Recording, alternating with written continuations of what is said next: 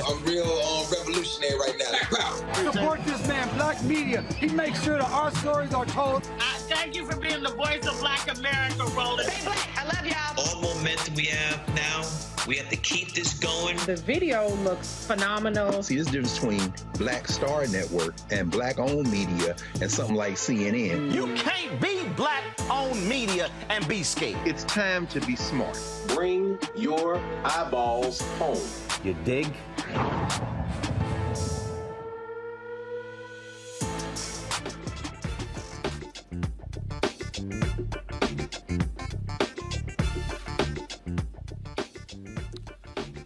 Today is Thursday, November 3rd, 2022. Roland Martin Unfiltered, broadcasting live from the Texas Rangers Golf Club here in Arlington, Texas, where we'll be, of course, talking to various candidates here who are running in Tarrant County here in the DFW area. On today's show, streaming live on the Black Star Network, Black men say they're not getting the attention they deserve. We'll talk to someone who wrote a piece for CNN.com about that very issue. Also, Charlie Crist is running for governor of Florida. He wants to beat Ron DeSantis. He will join us on today's show as well. We'll also talk about new polls out showing tightening races happening in North Carolina, Ohio, Pennsylvania as well. Plus, on today's show, we'll be joined by Senator Cory Booker of New Jersey. It's a jam-packed show, folks. It is time to bring the funk on Roland Martin Unfiltered on the Black Star Network. Let's go.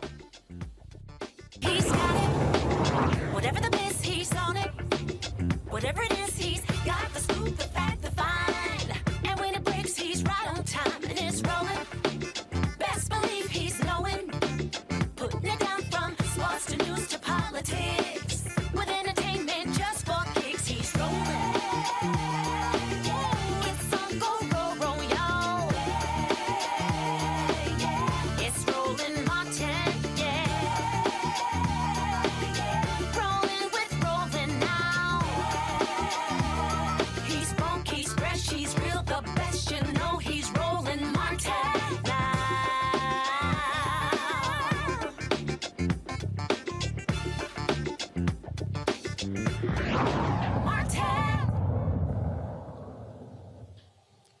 Black voters are going to be critical all across this country, but especially here in the area of Dallas-Fort Worth. We're in Tarrant County, the Texas Rangers Golf Club, for a GOTV event taking place here. Nicquel Terry Ellis is an award-winning journalist for CNN's race and ethnic team, and she wrote a column dealing with the very issue. Black men say they feel ignored in this campaign. Nicquel joins us right now. Nicquel, glad to have you on the show. Thanks, Roland. Good to be here. So first and foremost, we've been covering this issue, frankly, for the last 10 years. And one of the issues is that from a Democratic and progressive standpoint, they have not paid any attention to black men saying specifically, how are you speaking to us and your Republicans who are trying to pick them off by actually trying to target them? Yes, and that is the issue, and that is the point of the story that I wrote this week, is that the black men who I've spoken with, just regular everyday black male voters, as well as some political analysts and some activists. And the feeling is that black men feel largely ignored by politicians. The issues that they care most about, including financial freedom, financial security, police reform, equal investment in predominantly black schools, just assistance for them and resources for them as entrepreneurs and aspiring entrepreneurs. They don't feel supported in that lane. Mental health resources, all of these are things that black men really care about, and they don't feel that politicians and candidates are really speaking to them, and that's part of their issue. And the fear is that some black men simply will not vote because they don't feel that either candidate from the Democratic or Republican Party is speaking to them in the issues that they care most about. Did any Democratic officials speak to that issue in terms of what they should be doing, what they're not doing? Well, Stacey Abrams, who is running for governor for the second time here in Georgia, she has actually made a late effort to reach black men with some events that she's been hosting in the last several months, the last couple months actually, that target black men, speaking to the issues that they care about. But I think that some men feel as though that some candidates kind of pander to them just to kind of get their vote. And Abrams has been struggling with getting the support of black men. So I think the feeling is that, with her kind of making these late efforts to reach them, they kind of wonder whether it's genuine and if she's actually going to get in office if she wins and actually address these issues that they do care about. So there is concern.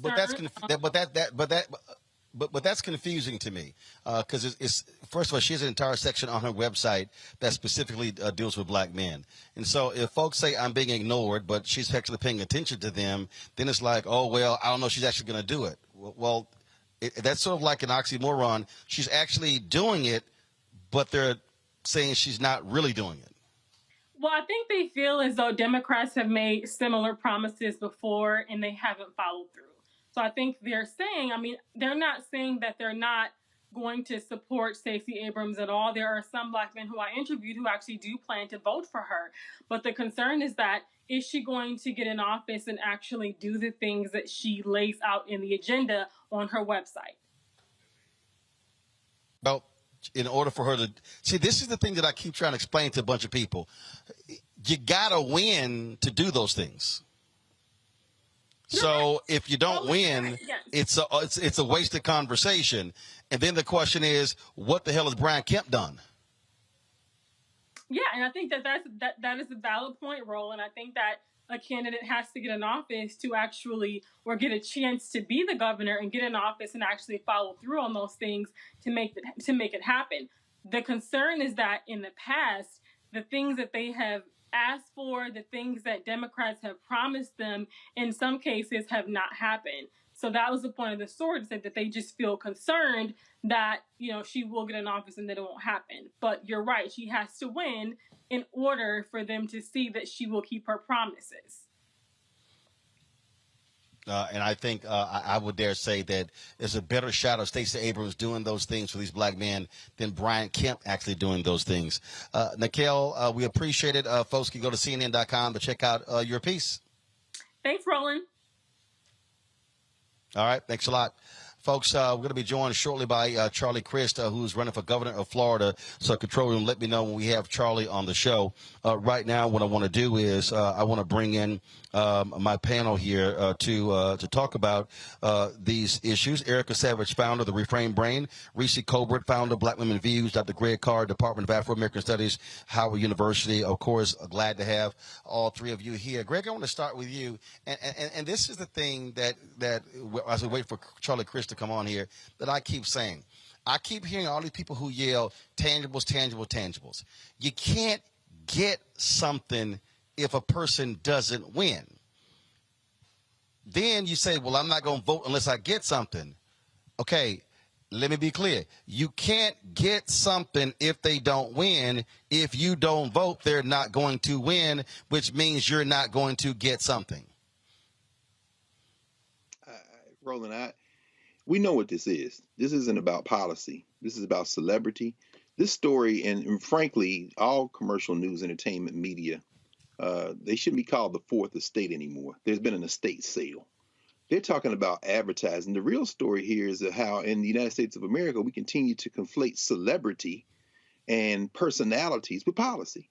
The things in the report that Sister Lennon wrote that these brothers that she interviewed say they want police reform. That's the George Floyd Justice and Policing Act. They want to deal with, health care and provide for their family. There's $1 billion on the table that the white nationalists of Georgia, led by their governor and legislature, will not allow Medicaid expansion. 12 states in this country, 8 of which are the old Confederacy, will not allow. See, I stopped short of saying that we are a race of children. I want to focus in on those people who keep saying the same thing and clearly opening their mouths, putting their brains on display, and say when they say these things, what they're really saying is, I haven't paid attention. I haven't looked at that website. I haven't looked at any of those things. And when you see the word tangibles, that is the weaponized ignorance that Reese has been talking about. It's a misinformation campaign. The real story is about the immaturity of the American voter. And unfortunately, black people aren't exempt from that ignorance. I'm going to hold tight 1 second. I'm going to continue this conversation. We got Charlie Crist on the line. We had some technical issues, which is why we're late. No, he has a hard out, so I want to quickly go to him. You're a former governor, a former congressman. You run against Ron DeSantis. Based upon what polls look like right now, it's not looking good. What are you and others doing to get Democrats in that state moving. I saw an item earlier where you've got, 800,000 plus Democrats that ballots that were requested by Democrats that have not been returned. What's happening to get people moving to make sure they're voting? Right.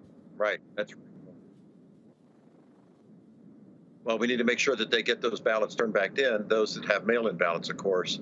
But in addition, in recent polling we've seen in the last 2 days, a poll called the listening poll out of Pensacola, Florida, had us up by 8. And the real difference, Roland, was women.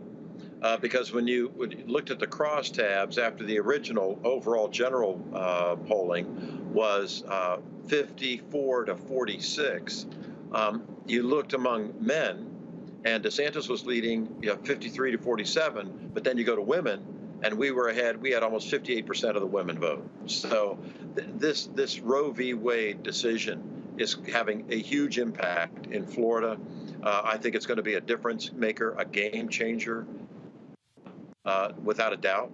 And I look forward to the next 5 days ahead and continue to campaign with enthusiasm and energy and excitement. You also have the importance of young voters.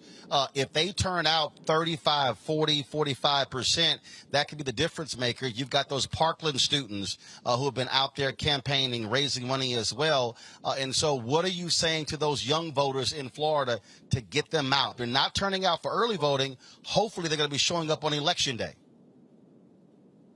Well, they're very concerned about education, obviously. And, I used to serve as education commissioner for the state of Florida. I'm the last elected education commissioner of Florida.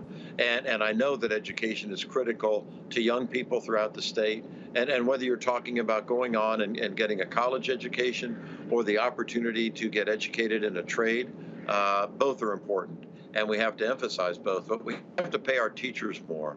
Right now, we're the third largest state in the country. We're paying our teachers 48 out of 50 states. That's embarrassing under the DeSantis administration. It needs to be changed. We need to refocus on education, and young voters care deeply about that. And young women voters care deeply about their right to choose and their individual freedom. Well, Charlie Crist, sorry we had the technical issues earlier coming here from Texas. Our time was short, and I know you have a hard out. Good luck. Drive those young voters as well as African-American voters there in Florida because I keep trying to tell folks, if you don't vote, shut the hell up. That's right. But when we vote, we win. God bless you, Roland. Thank you so much for having me. Charlie Crist, thanks a lot. I appreciate it. Going to go back to my panel, Greg, Reese, and Erica. And Erica, I'll go to you. I mean, it is absolutely mind-boggling. Like when I hear people say these things, it's like, oh, this hasn't been done, this hasn't been done, that hasn't been done. It drives me crazy because things have been done. Now, we had Terrence Woodbury on with Hit Strategies yesterday, and one of the things he talked about was a lot of people said what hadn't been done, and then when they were told what actually has been passed, people were kind of like, oh, wow, that's awesome. And so part of this thing also is on Democratic officials in D.C., in these states, the infrastructure as well, these parties, to have messaging where you're fully explaining it. I know Reese and I, we text about this all the time. I mean, you have to, as Joe Madison say, put it where the goats can get it. And unfortunately, they have not been properly messaging, telling people what they've actually accomplished. I literally had some fool tweet me today saying, because he was responding to a comment I made about HBCUs. He said, well, tell your guy Biden to throw some more money towards HBCUs like Donald Trump did. And I was like, are you stupid? Yes. Do you even understand the $6 billion that's gone to HBCUs? I mean, people literally are walking around acting as if nothing has been done. Mm-hmm. But guess what? They're going to start feeling the heat. We've been talking about this for now, Roland, this panel collectively for 4 years now. So the hashtag we tried to tell you is definitely going to be hitting a little differently here very soon. I've been talking about on social media, what are you going to do when you have to pay to log in?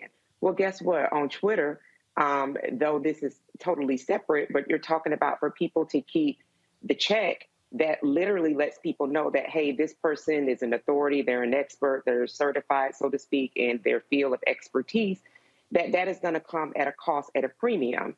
So if everybody or if people are paying attention to only what is highlighted on social media, to only what is catching their attention via meme, you're only going to catch the junk mail.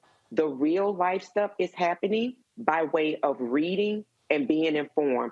There is still personal responsibility, regardless of party, regardless of officials, regardless of who's in office, to know what the hell is going on in your own damn house. And your house is your township, it is your borough, it is whatever it is that describes where you live. It is your responsibility to learn that. Listen, for the past year and a half, I've been very, very honest and open and transparent about this recovery process I've been going through with my brain injury. Do you think if I operated by the way I was feeling, I would be in the position where I'm able to communicate with this panel and with Roland and to the audience again? Hell no. Simply to say this, fuck your feelings. I'm so damn glad that Fannie Lou Hamer wasn't thinking about her feelings when she told the sharecropper, hell no, I'm not going to do that anymore. And I am going to live in a more dignified way. When she asked, tell me a little bit more about this voting thing, and how can I then engage the folks around me to participate in not only voting, but also getting more people to vote as well. I'm so glad Harriet Tubman didn't get in her feelings when she was leading generations of us to a place of freedom. So honestly, at this point, at this juncture in the road, everybody has to take responsibility for what's happening in their own damn house, which is to say this: if you still have an opportunity to early vote, which a lot of people do up until this Saturday, go and take care of that. If you're going to wait until next Tuesday to do it as early as possible. But after those polls close, whatever you didn't do, if you were spending your time listening to what Uncle Luke said and then reposting that and making that what you believe to be reality, then baby, what is to come is absolutely explicitly on you, period. Because that person and that family did not participate in upholding the little bit of democracy that we have left. And Reese, I laugh at these people who listen to these YouTubeologists who their entire focus is to spread misinformation, disinformation, and they love talking about, oh, you're a shield for Democrats. Okay, so let's just break down what Nicquel just said. So if you're a black man out there and you say that you care about criminal justice reform, okay, this is a A and B test. A, Republicans, B, Democrats. Which party blocked the George Floyd Justice Act? A or B? To my panel, what is it? Republicans. Republicans, A. Yeah. A. Okay, so Democrats were down for it. Republicans blocked it. Okay. Big Mama got diabetes, paying a hell of a lot of money for her insulin. Which party wanted to cap insulin at $35? A, Democrats, B, Republicans. B, Democrats. Okay, the Dems. It was A. I'm sorry, I switched to A's and B's. So Democrats, A. So Democrats wanted to cap insulin at $35. Republicans. Right. Gotcha. That's fine. You said Democrat Republican. Okay. So Democrats wanted to cap it at $35. Yes. In the wake of the massacre in Buffalo, you had Congressman Jamal Bowman, who put forth a resolution calling out white supremacy after that shooting. Which party voted against his resolution, Republicans or Democrats? Republicans. Gotcha. So let me go to my next question. This is my final question before I go to you, Reese, and that is, and I'm thinking back to exactly what this idea of financial freedom. When President Obama was in office, contracts were unbundled, allowing for black-owned firms to be able to actually try to land government contracts. Under Donald Trump, contracts were bundled, freezing black folks out of getting contracts. Under Joe Biden, they went back to unbundling the contracts. So if you are a black business owner, which presidency would you likely benefit from contracts? Would it be a Republican or a Democrat? Democrat. Okay, now, I'm not telling somebody, Reese, you need to love all Democrats. I'm not saying they hang the moon, all of that. But what I'm doing, I'm taking the very same issues these folks are complaining about, and I'm applying in real time what's actually done, and now leaving you with a choice. Republicans or Democrats? Right. Because that's who's running. Sure, Evan McMullin is running as an independent in Utah. Sure, Angus King is an independent. But at the end of the day, when folks are voting, they're either voting for the Republican. I went and voted today in Dallas County. I think only in one race there was a Libertarian. In every other race, which was like 200 races, it was either a D or R.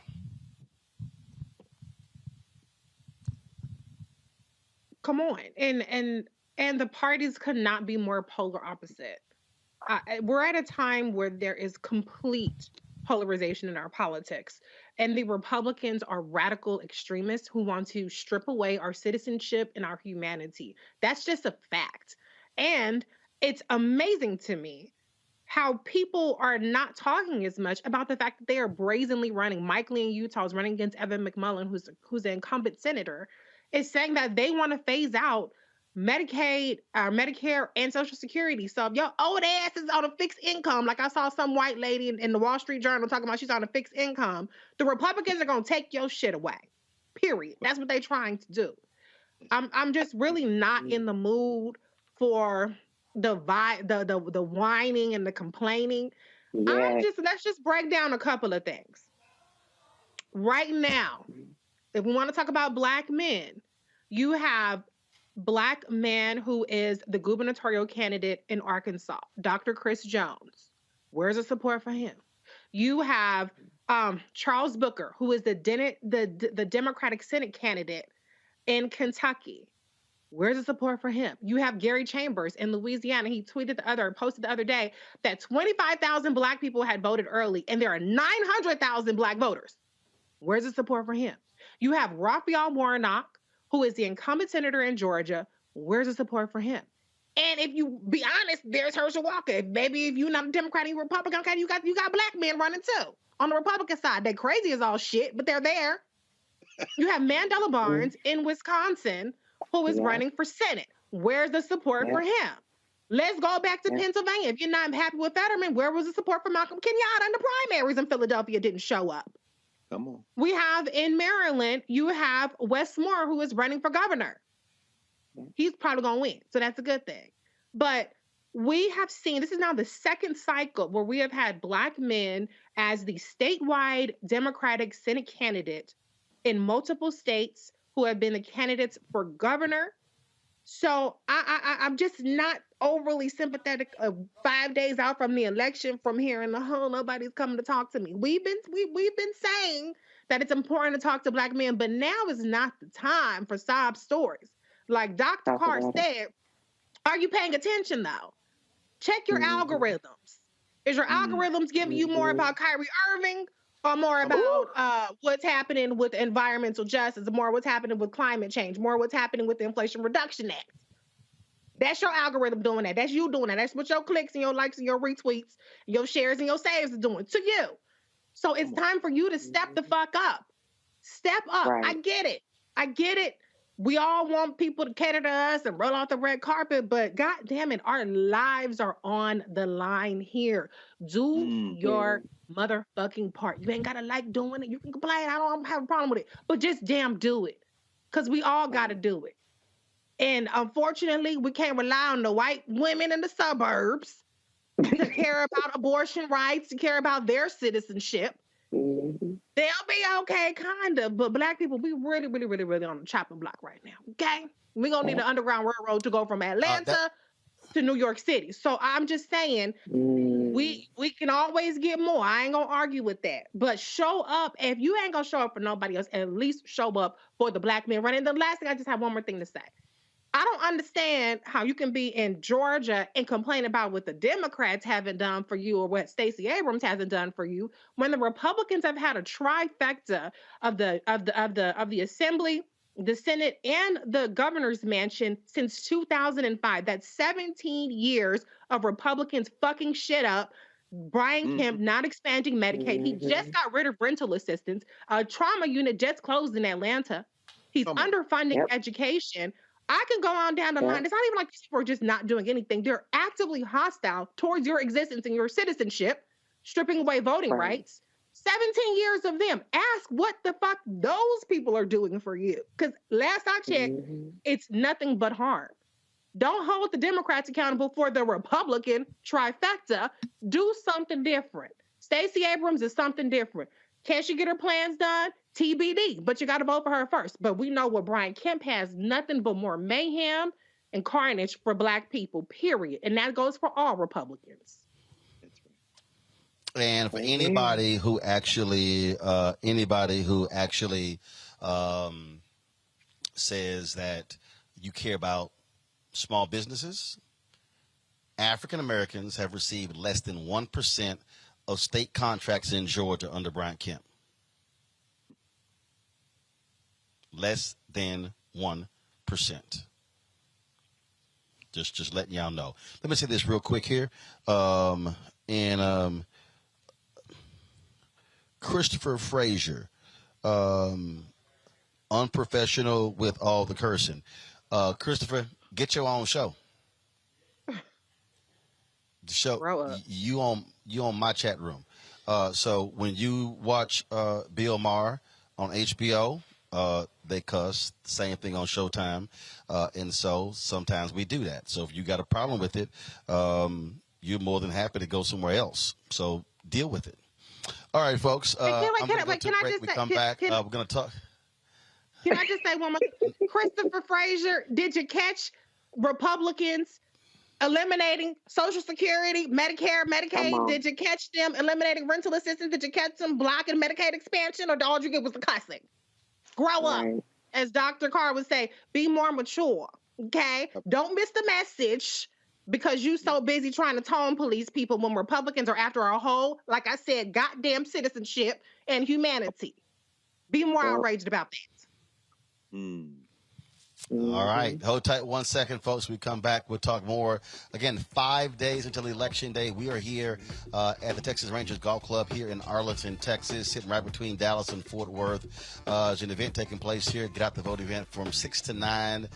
We'll be live from here, so we'll look forward to that. And so look forward to you guys all coming back.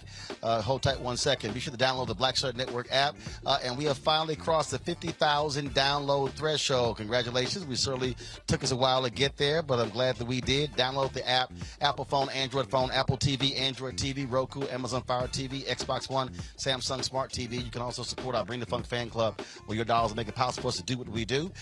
Check your money order to go to P.O. Box 57196, Washington, D.C., 20037-0196. Cash App, $RM Unfiltered. PayPal is Martin Unfiltered. Venmo is RM Unfiltered. Zelle is Roland at RolandSMartin.com. Roland at RolandMartinUnfiltered.com. And be sure to get a copy of my book, White Fear, The Browning of America is Making White Folks Lose Their Minds. Available at all bookstores. You can get it online, Amazon, Barnes & Noble. Also download it from Audible as well. We'll be right back.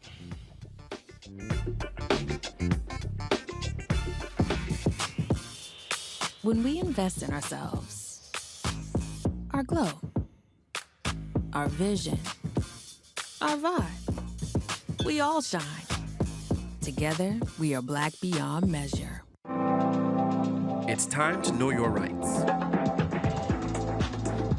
If someone is questioning your right to vote, call or text 1-866-OUR-VOTE. For more information, call or text 1-866-OUR-VOTE. We've got to stand up. Republicans are banning abortion rights, tearing down democracy, blocking progress. But when Democrats stand together, we win.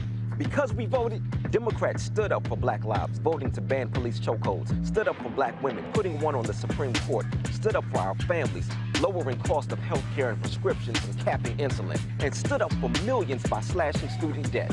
This November, let's stand up together and keep making progress. When we invest in ourselves, we all shine. Together, we are Black beyond measure. It's Kim Whitley. Yo, what's up? This your boy Ice Cube. Hey, yo, Peace World. What's going on? It's the Love King of R&B, Raheem Devon, and you're watching Roland Martin, Unfiltered.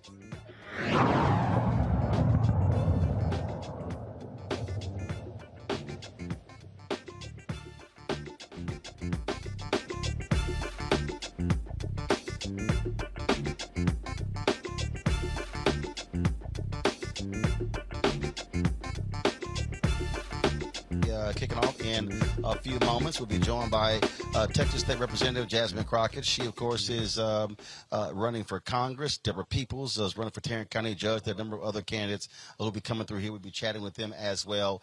Looking forward to that. So we'll be live. If you're in the Dallas-Fort Worth area, come on out. We'll be here from 6 to 9 local time, 6 p.m. Eastern, 6 p.m. Central to 9 p.m. Central. And so I look forward to you guys coming on out. All right, folks, let's continue talking politics. The crucial races that are coming up. Again, Senate races that are taking place all over. But also, we got to focus on secretaries of state and attorney general races. Those are equally important as well. And that right there, Reese, I think is important for people to understand. And why are these MAGA Republicans, why do they want control of those two particular areas? Because, first of all, it's the secretaries of state that control the elections. That's why they want those positions. It's the attorney general who also is making those legal rulings, who's enforcing those laws as well. And so all too often, folks have ignored sort of those down-ballot races, really thinking the sexier races, U.S. Senate races, U.S. House races, and gubernatorial races. But we are seeing how critically important the Secretary of State and the Attorney General is. Right now, the attorneys generals for Republicans are blocking student loan debt cancellation. It's 30-something of them. And in terms of the secretaries of states, they're the ones who oversee elections, sometimes certify the elections. There are different rules in different states.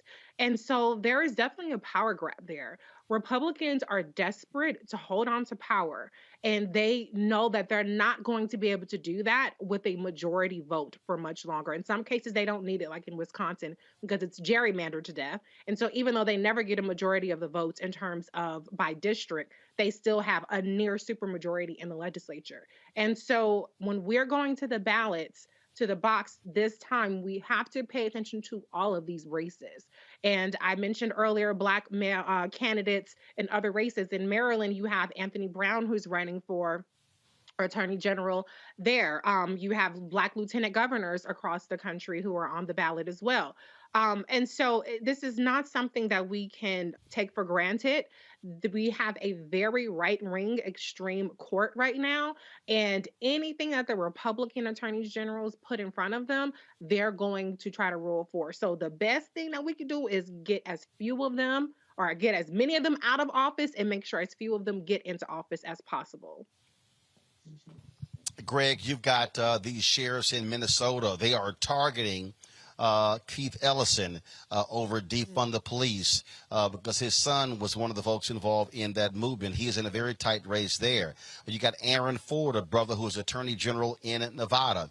Another critical race, Kwame Raoul, who's Attorney General in Illinois. And so there are African Americans, who are in these races. And so it's really about, again, trying to get people to understand why these races matter and why we must be thinking about politics in a much different way. Also, the folks who was the county judge. Here, I'm chatting with Deborah Peoples. She ran for mayor of Fort Worth, but she's running for county judge. Again, that's controlling the resources. Linda Hidalgo, the young Latina in Harris County who was elected, who's running for re-election. They've been targeting her because they don't want her. again, controlling the purse strings in the county. And so it's trying to get people to understand you can't keep saying you want these issues addressed, but then you don't actually vote for the very people who can address the issues that you say you care about. Absolutely. And Reese, you brought up Gary Chambers. Not only do you not vote for the issues you care about, and by the way, brothers, in the CNN article, you said that one of the things you were concerned about was student debt. Well, guess which party is like, go to hell, and it filed lawsuit. But at any rate, stop that. But, not only do you not vote for the issues you care about, you don't vote. This is the issue. These polls, these horse race polls that commercial news entertainment media are using to attach to a narrative of tight races, ignore all of them. Ignore all of them. If you simply go out and vote, this will much of it can take care of itself. When we talked to Richard Kreitner at the Black Table about a month ago, the author of the book Break It Up, he reminded us that the central theme in U.S. history is secession. They never wanted this to be a country in the first place. The white nationalists are very serious about the fact that they will either wreck this federal framework or they're going to control it. That is it. And so, my revolutionary friends who are like, yeah, well, we just, okay, everybody, I'm not going to say be quiet. I'm going to say keep talking, but I'm going to turn the volume down because you're a distraction at this point. What you're seeing at the state level, on December the 7th, there's going to be a Supreme Court case heard, Moore versus Harper, where these wild white nationalists, two white nationalist legislators in North Carolina are arguing that the state legislatures ought to be able to control time, place, and manner of elections. They can displace election officials if they win, and they probably will win because the white nationalists have the upper hand at the Supreme Court. You're going to see a radical transformation in voting rights at the state level. And then finally, as you mentioned, as you talk about these secretaries of state, let's be very clear. This nut in Arizona and all these other people that would want to run for governor, for example, in Wisconsin, is like, if I win, the Republicans will never lose another election. These white nationalists are determined to rule from the state house. They're within a couple of state legislatures of being able to call a federal constitutional convention where they're going to enshrine some of this theocracy, handmaid's tale stuff at the national level. But failing that, they are going to trap. 8 of the 12 states that haven't expanded Medicare are in the old Confederacy. Our people are being held hostage, and so are the poor whites, who simply, as you write in your book, White Fear, would rather have their whiteness than their lives. And so finally, when we think about this in the context of this clear race war, what we're talking about is a group of people so driven by their whiteness that they will take their votes and give them to the oligarchs who have spent, and I think you tweeted something out today, Roland, upward of almost $1 billion worth of money pumping into controlling so they can get all their profit back tenfold. We're now fighting not only for our lives, we're fighting for against the possibility that we won't even be able to have freedom of movement in this country. And if you think that's alarmist, as you said, Erica, just wait on it. Just wait on it. This ain't about being right. I don't give a damn about that. I have insurance. I got my piece of job, you know what I'm saying? But what about those people who you claim you love so much who gonna get a leg cut off or lose a toe, or as you say, got high blood pressure and stroke, who hobbling to try to make it from day to day? If you say you love those people, you are a liar. You are a liar. Because you do not love them enough to stand in between these devils and harm's way. So all you doing is running your mouth. And I'm not going to tell you to be quiet. I'm just going to turn the volume down and try to get 2 or 3 more people to add to the voters' roll because we got to go vote. Yeah. Erica.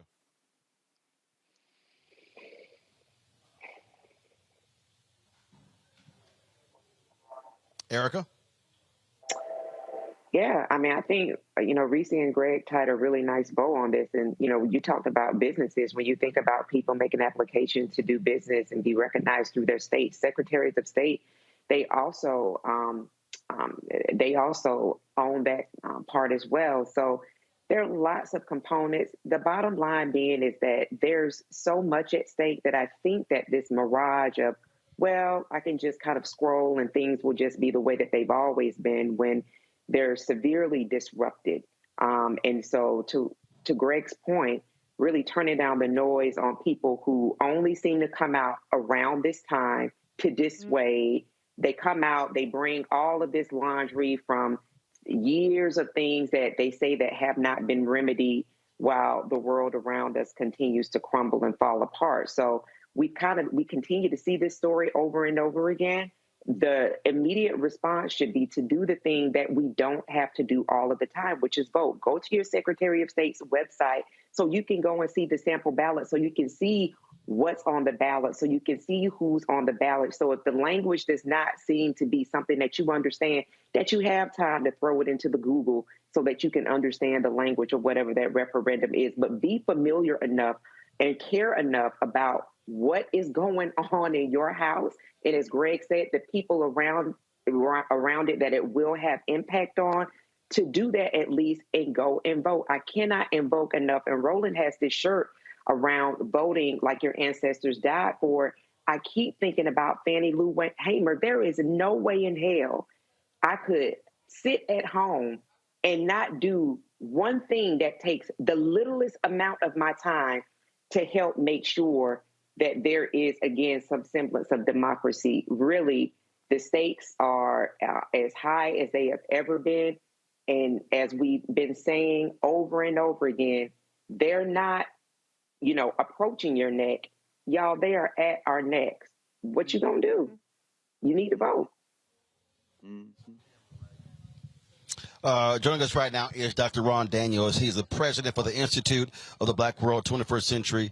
He joined us from Elmhurst, Queens, New York. Doc, how you doing? I'm doing fine. And first of all, I just want to commend you, Roland, for what you're doing, man. I mean, in your panel.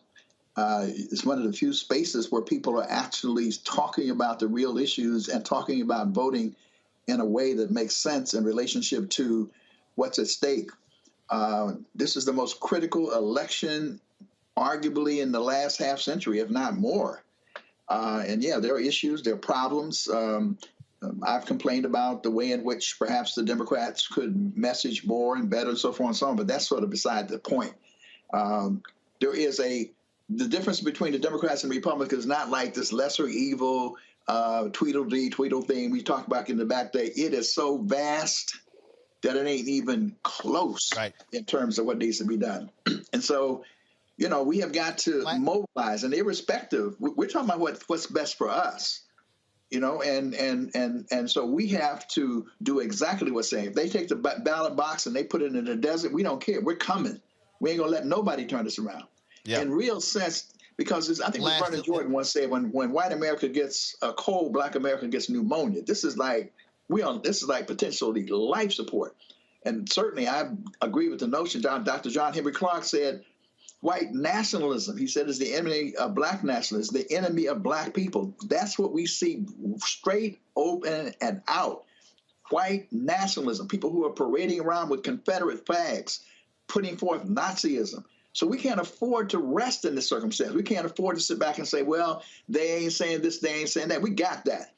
But we got LaTosha Brown and people like Barbara Arnwine and Melanie Campbell and the Divine Nine and people out there doing what we need to do for black people and for our interests, because these folks are willing to commit suicide, in terms of cutting their own throats, because the focus has been on divide and exploit, looking at us historically. So I just really, really, really want to commend you, Roland, for just breaking it down, making it plain, to get people to understand that this is crucial, absolutely crucial, what's been doing. And you've been on it, brother. You've been hitting it and hitting it and hitting it. And I'm just hoping that despite the polls, because the real deal is people keep talking about these lazy consultants, man. They keep talking about the probable voters. We're not talking about the probable voters. We're talking about those people who are improbable, who are sitting at home. And our sister, I think, Arisi, I think, pointed out, and she just sort of went past it real quick. We have races where thousands and thousands and thousands and thousands of black people are actually sitting at home and not voting. Thousands and thousands and thousands of black people who are sitting at home and not voting. We got to wake them up. And hopefully we still got time between now and November 8th to get that done, because that is the secret sauce. We are the base, the rejected stones, who are the cornerstones for saving ourselves and indeed saving democracy. And we certainly need to save democracy because we all up in this. Well, and again, the point that I think you made there is the one that jumps out at me. the people who are sitting at home, the 900,000 ballots that have not been returned requested in Florida, Gary Chambers tweeting about just the lackluster numbers in Louisiana. The numbers are not great here in Tarrant County. And again, I'm going to chat with Deborah Peoples in a second. She's running for Tarrant County judge. I mean, she's literally African-American, and the numbers are not strong. And so it's like, okay, so people complain that we're not hearing from various people. Now you got African-Americans who are running and folks still not running. So at one point, again, this is why when I say voters shut the hell up, I just reached a point where at some point people have to stop offering excuses and then just go ahead and say they don't care. And if you don't care, I don't want to hear from you about anything, because this is a way for you to participate in the process, to have a voice. Right, and nobody would say that voting is the only thing we need to do. We need to do economic boycotts. We need to do disruption. We need to do all kinds of things. Voting is one of the tools that we have in our arsenal. The one thing about this tool is it sets public policy. I don't care what anybody says. At the end of the day, it sets policy. And so when we look at, as you were pointing out earlier, point by point by point, and I have to end up doing this on my radio show. People, it don't make any difference between the Democrats and Republicans. You take any set of issues and you go down the line and you ask, where do these retrograde, orange, MAGA mad minions sit, and where do the Democrats sit? That doesn't mean that they're perfect, but it means in terms of our interests, it ain't even close on issues like the student debt, where HBCUs are going to benefit and people who are on Pell Grants are going to benefit. The whole question of health care, as you mentioned around in terms of insulin, how do these people dare get away with voting against reducing prices for insulin? And that affects us because we're disproportionately affected by these comorbidities of high blood pressure and diabetes and various things. And beside that, I mean, they don't talk about it enough. That's my critique. We do have a black vice president. We do have the first judge, black woman appointed to the Supreme Court of the United States. We have a black woman who is sitting there who is like articulating what the Biden administration's position is on issues in a way that with decency. Decency does matter in terms of how you conduct yourself. But beyond that, we also know that when you unpack the policies and the bipartisan infrastructure bill that was passed, certainly the Inflation Reduction Act, we are affected by environmental racism. The whole question of climate change and global warming will hit us not only in this country and around the world in a disproportionate way. The biggest amount of money ever in the history of these United States was invested and put into that bill. That will impact us. There's money in the infrastructure bill where communities who were in fact redlined by urban renewal of the Negro removal program of the 19th or 20th century, we said, can be repaired. We just wish the Democrats would talk about those things more. But those of us who do know about it are saying it, we're talking about it, and because we got to march on ballot boxes. That's my thing. You talk about Fannie Lou Hamer. I looked at the Evan Pettis Bridge and the whole Bloody Sunday in terms of people who were beaten back. And I say something else is very simple. When white folks don't want us to do something, we better wake up. Because why is it the white folks don't want us to do something? Because they are doing just what Professor Carr said. This is about white minority rule, a small minority of people who have super red states. That's why the orange man never, ever worried about his approval ratings or about the majority. They doubled down on their white nationalist base, and they're fervent. They're fanatics. They are cult-like. And I don't want a cult, but I want people to be reasonable, and our interest says that we should be marching on ballot boxes like never before. Should not even be close in Georgia. How could it possibly be close in Georgia with this buffoon Herschel Walker running for? I mean, it's just mind-boggling. Ron, we're going to be having an event on November 10th, 2 days after the election, a breakdown of the election at the campus of Howard University. Just tell people about that before we go. Yeah, well, that's one of the things, Roland, again, but thank you for being the co-moderator with Dr. Julian Malvo, because at the end of the day, once it's all over, we got to do a postmortem. We got to find out what happened, and we're going to do that. The first major conversation on the impact of the election, and we hope it's going to be very promising in some respects. But irrespective of that, we'll be at Howard University's Crampton Auditorium on November 10th. Doors will open at 6 o'clock. It'll start at 7 o'clock. There's all kind of press interest that has developed in this. And you see the lineup, Mark Morial of the Urban League, Hillary Shelton, NAACP, Melanie Campbell, whose name I just called out, Tamika Mallory, Pastor Mike. People may not know him, a bad brother who's talking about how to deal with violence and those issues. We have the National Council of Negro Women. We have Mel Foot Constituency of Africa, who looks after our interests as it relates to Africa policy. Is that Greg Carr? Yeah, Professor Greg Carr will be there. Dr.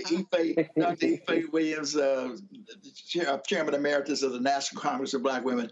And one of the people who I think people need to know more about is Maurice Mitchell. He is with the Working Families Party, looking at creating some alternatives, looking at creating a third force for Black people. And then the Reverend Sheridan Tardieri, who is the Vice President Emeritus with the National Rainbow Coalition. So we'll be there. It'll be streamed by Howard University Television.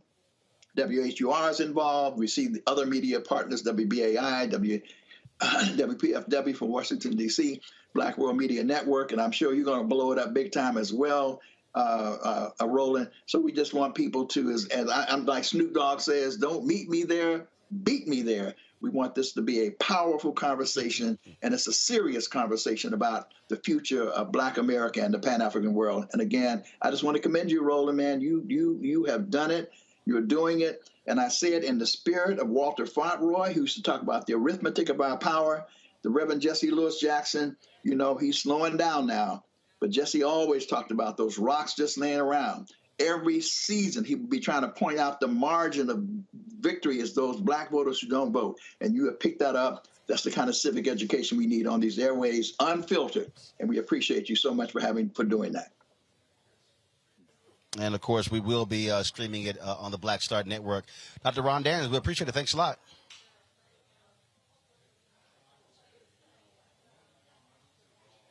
All right, folks, got to go to a break. We come back. We'll be chatting with some candidates and some folks here in Tarrant County. We are here at the Texas Rangers Golf Club, folks. If you're in the DFW area, come on out. We're going to be here until 9 p.m. local time. And so looking forward to that. And so the room is filling up. We'll be chatting with folks again just in a moment when we come back. Don't forget to download the Black Star Network app, Apple phone, Android phone, Apple TV, Android TV, Roku, Amazon Fire TV, Xbox One, Samsung Smart TV. Of course, you can also support us by joining our Bring the Funk fan club. Checks and money orders go to P.O. Box 57196, Washington, D.C., 20037-0196. Cash App, $RM Unfiltered. PayPal is R Martin Unfiltered. Venmo is RM Unfiltered. Zelle is Roland at RolandSMartin.com. Roland at RolandMartinUnfiltered.com. And be sure to get my book, White Fear, How the Browning of America is Making White Folks Lose Their Minds. We'll be right back.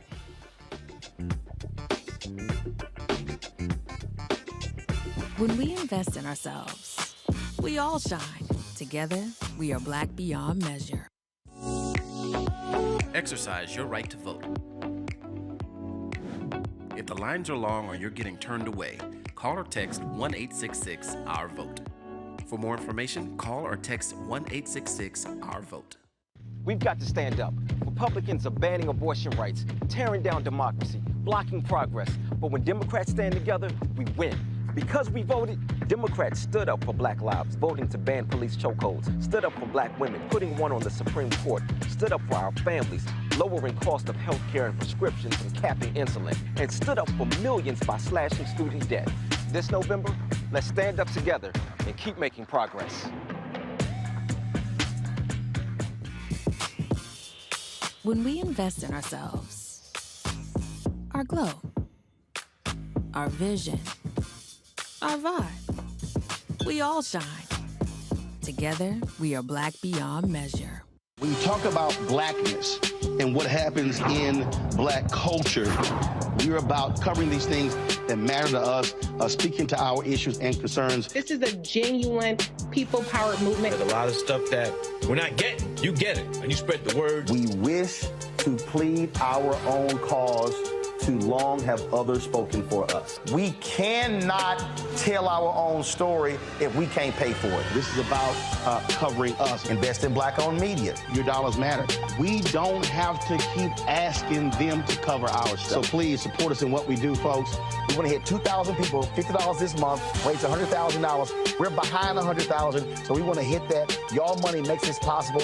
Checks and money orders go to P.O. Box 57196, Washington, D.C. 20037-0196. The Cash App is $RM Unfiltered. PayPal is R Martin Unfiltered. Venmo is RM Unfiltered. Zelle is roland@rolandsmartin.com. Hatred on the streets, a horrific scene, a white nationalist rally that descended into deadly violence. White people are losing their damn minds. As an angry pro-Trump mob storms the U.S. Capitol, we've seen shooting. We're about to see the rise of what I call white minority resistance.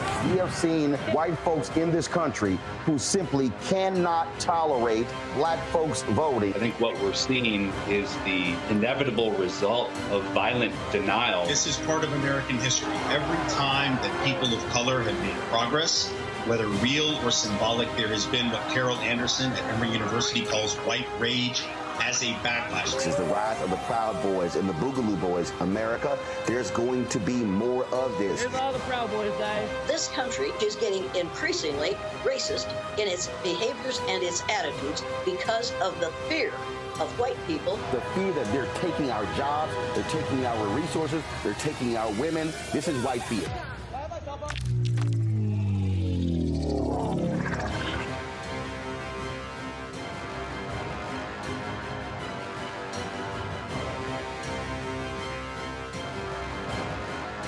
Pull up a chair, take your seat at the Black Table with me, Dr. Greg Carr, here on the Black Star Network. Every week, we'll take a deeper dive into the world we're living in. Join the conversation only on the Black Star Network.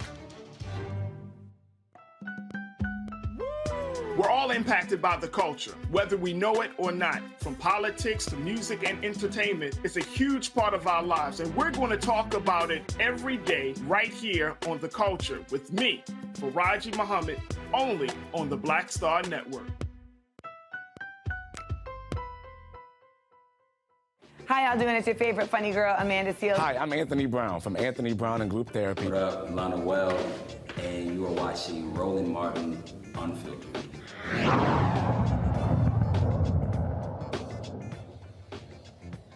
All right, folks, welcome back to the Texas Rangers Golf Club, where we're having this GOTV event. It is, of course, 5 days away. Early voting is still happening here in Texas. And so folks want to encourage folks to turn out and vote here in Tarrant County, especially in Tarrant County, but voting is happening all across Texas. Joining me now is David Marshall. He is the Vice President of Local 6215 in Dallas for the Communication Workers of America. David, how you doing? Good to see you. So first and foremost, tell folks what y'all are doing, on the ground, driving folks to get out and vote. CWA is a labor union representing communication workers, but y'all are really active when it comes to these campaigns. That's correct. We've been out doing voter registration drives at the beginning of the year in a lot of the areas that's been overlooked that have been taken for granted, and trying to build up our voting rolls. We've also have been doing phone banking, text banking, block walking for labor-friendly candidates and socially conscious candidates. And so for CWA, it's not been just about, giving money to, parties or whatever. What y'all have been doing is, and not just here but elsewhere, really being on the ground, with your own people, touching people, people who say no one talks to us. Y'all been talking to them. Oh, yeah. Even during the height of the pandemic, as people were staying in the long lines getting vaccinated, we were out there registering folks to vote. Any chance we could get to have a minute to ask somebody their status and give them an opportunity to get ready to be prepared to vote, we were going to do. especially after this last election, our voting is our power, and we saw how they came for us so hard when they saw the power of that vote, enacting all these different laws to restrict the vote, restrict access, and really make it harder to vote in America across many states in this country. We felt it was time to step up and let's do what we can to ensure these folks have an opportunity to vote. A lot of people thought, with the Janus decision, that unions were going to die. But what we've actually seen has been the reversal. There's been a resurgence of unions in this country. You are seeing individuals, you're seeing folks who have been really focused on, again, joining unions. And so we've actually seen that happen. Right. And to be honest with you, in Texas, being a right-to-work state, it's always been that way for us. So the Janus decision really didn't affect us as much, but we've been able to be leaned on by the folks that it do affect to see how we organize, how we get folks involved in the process. So we have been instrumental in how we approach union membership and how we reach those folks at the Janus decision that is affecting them tremendously. All right, then. Well, David, we certainly appreciate it. Thanks a bunch. Sir. Thank you. Keep doing all the important work, and we appreciate it. All right, thank you. All right, thank you so very much. I appreciate it. Again, folks, what you're seeing, and again, I've been having conversations with CWA folks, not just here in Texas. When I was in Houston a couple of Sundays ago with a GOTV rally, and you're seeing it happen there. And Greg, that particular point that I made at the end, people really thought. I mean, we had Lee Saunders on with ASPE. They would be the original partner, Roland Martin Unfiltered, and they really thought Janus was going to be a death knell for unions.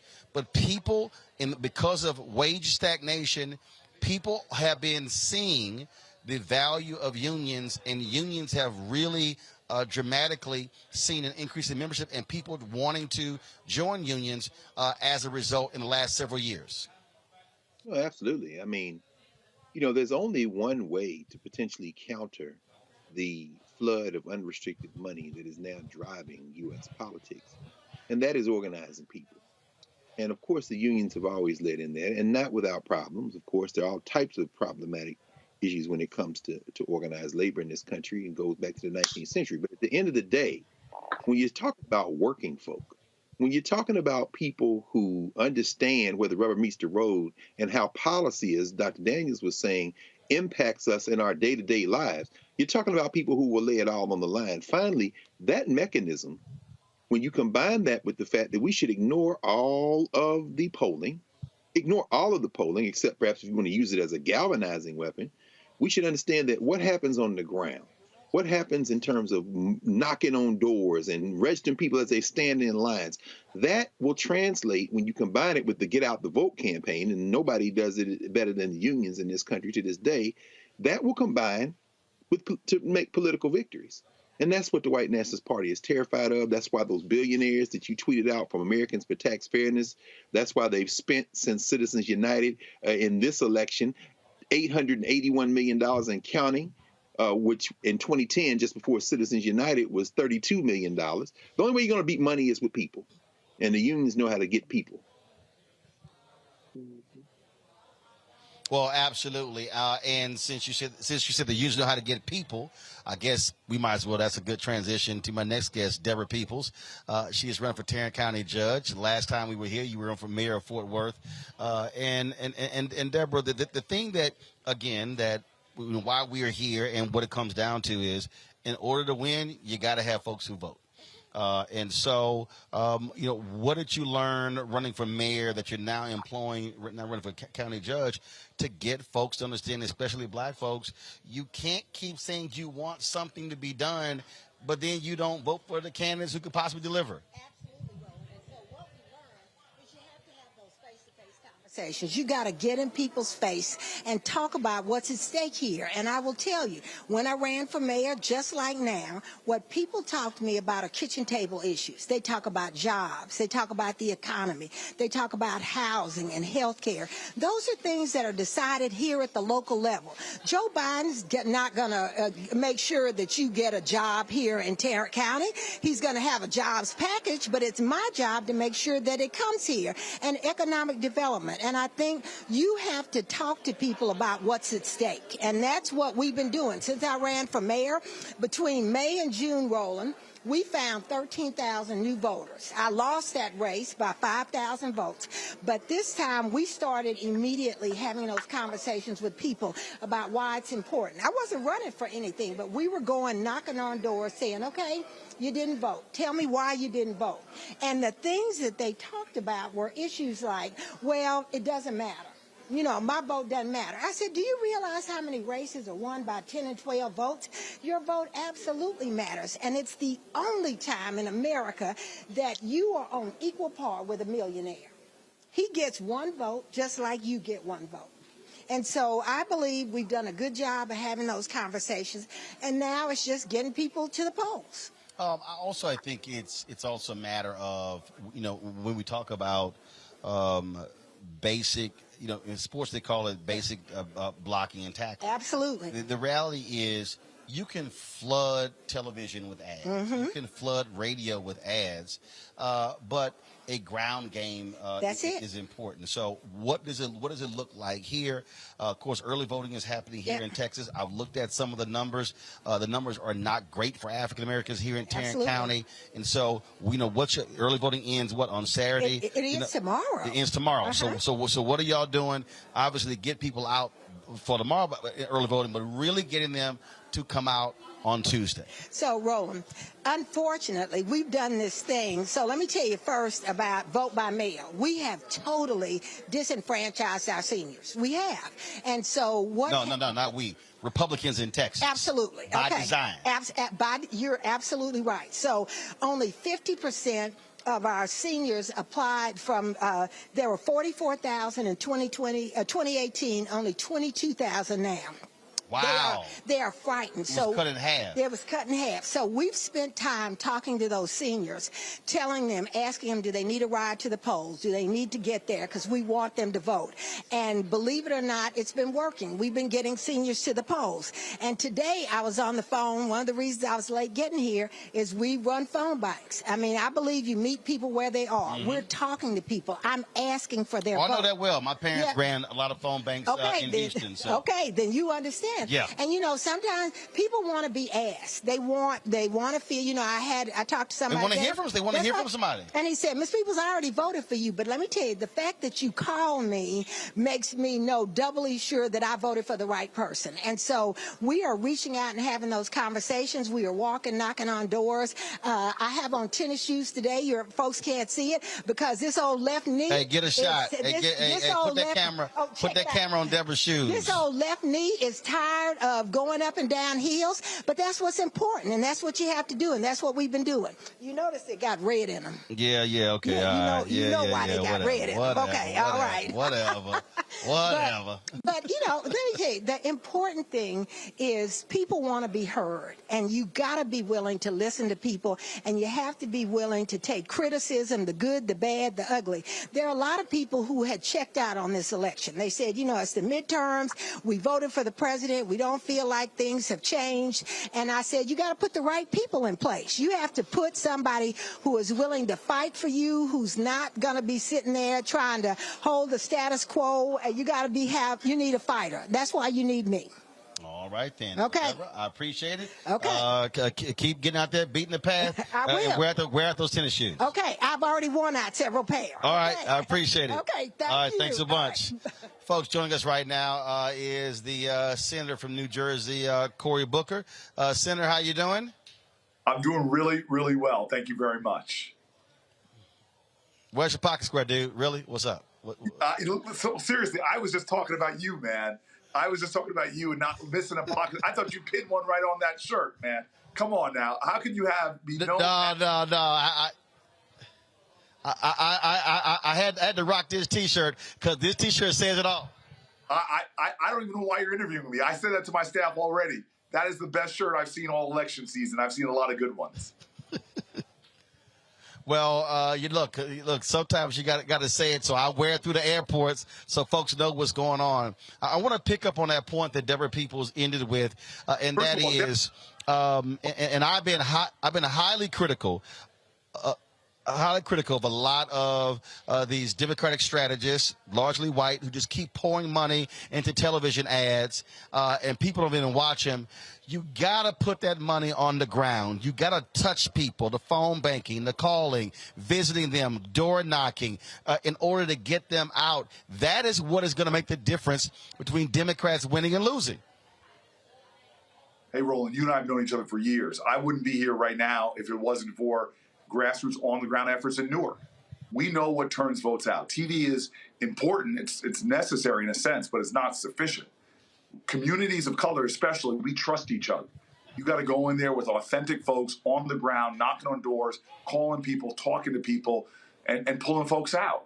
And that's why a lot of the traditional organizations, the work the NAACP is doing, a lot of the voter mobilization efforts, that's what we've got to be supporting in our communities. And by the way, it's not for you and I to criticize it not happening.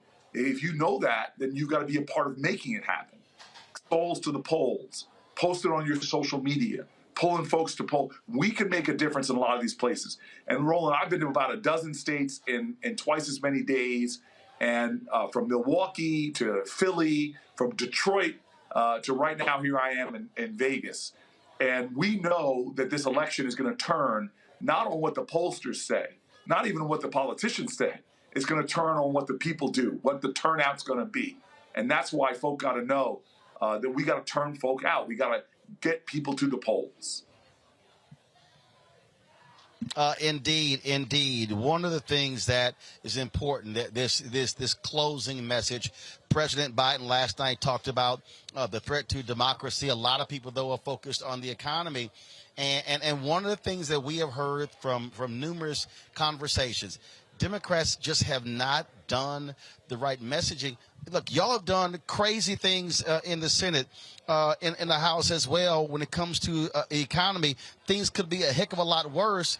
When you talk about the inflation, the reality is here. Inflation is at its highest in 40 years, but corporate profits are at their highest in 70 years.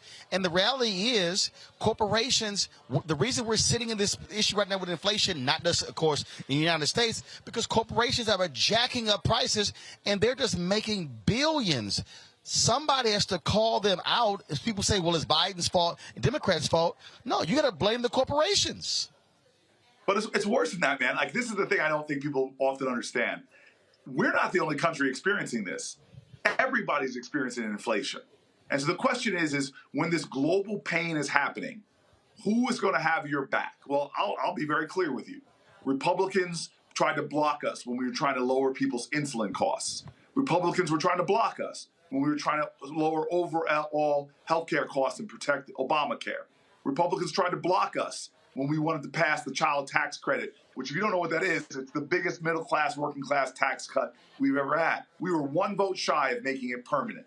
So there's going to be a recession, not because of what somebody did or didn't do. We got global challenges. We've got a war in Ukraine. We've got a pandemic. We've got supply chain shockwaves. Every country's seeing that. Who do you want inside that's going to take care of working people, take care of unions, take care of elders? Heck, I'm hearing more and more people openly saying in their party they want to privatize Social Security, which people rely on, especially during a recession. Heck, we just increased 8% how much people are getting in their Social Security. They're saying openly now they want to cut Medicare, Medicaid, drive up costs for people. We want to make it more lucrative and more strong. So this choice is clear. This is a global recession global inflation that's going to be passing through. Who's going to watch your back the most?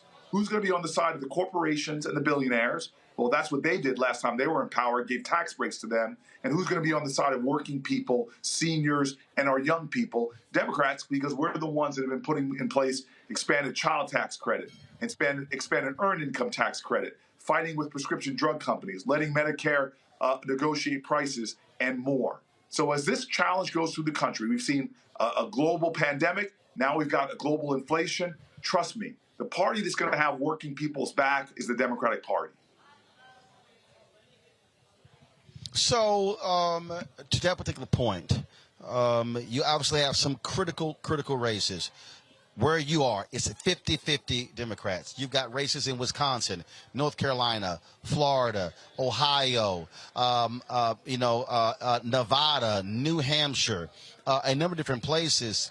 And so what would you say to that person who is watching or listening, and maybe they're undecided? I personally think it's a lot of undecided people in terms of undecided between candidates, but I think there are people who are undecided as to whether I should vote or not. What do you say to that person? Yeah, again, Roland, you're a wise man. Besides the fact that your pocket square lacking today, you're still bringing the truth. The reality is the challenge is not the people going to vote against us. The challenge is going to be the people who are deciding not to vote. That's going to make the decision, because when Democrats vote, Democrats win.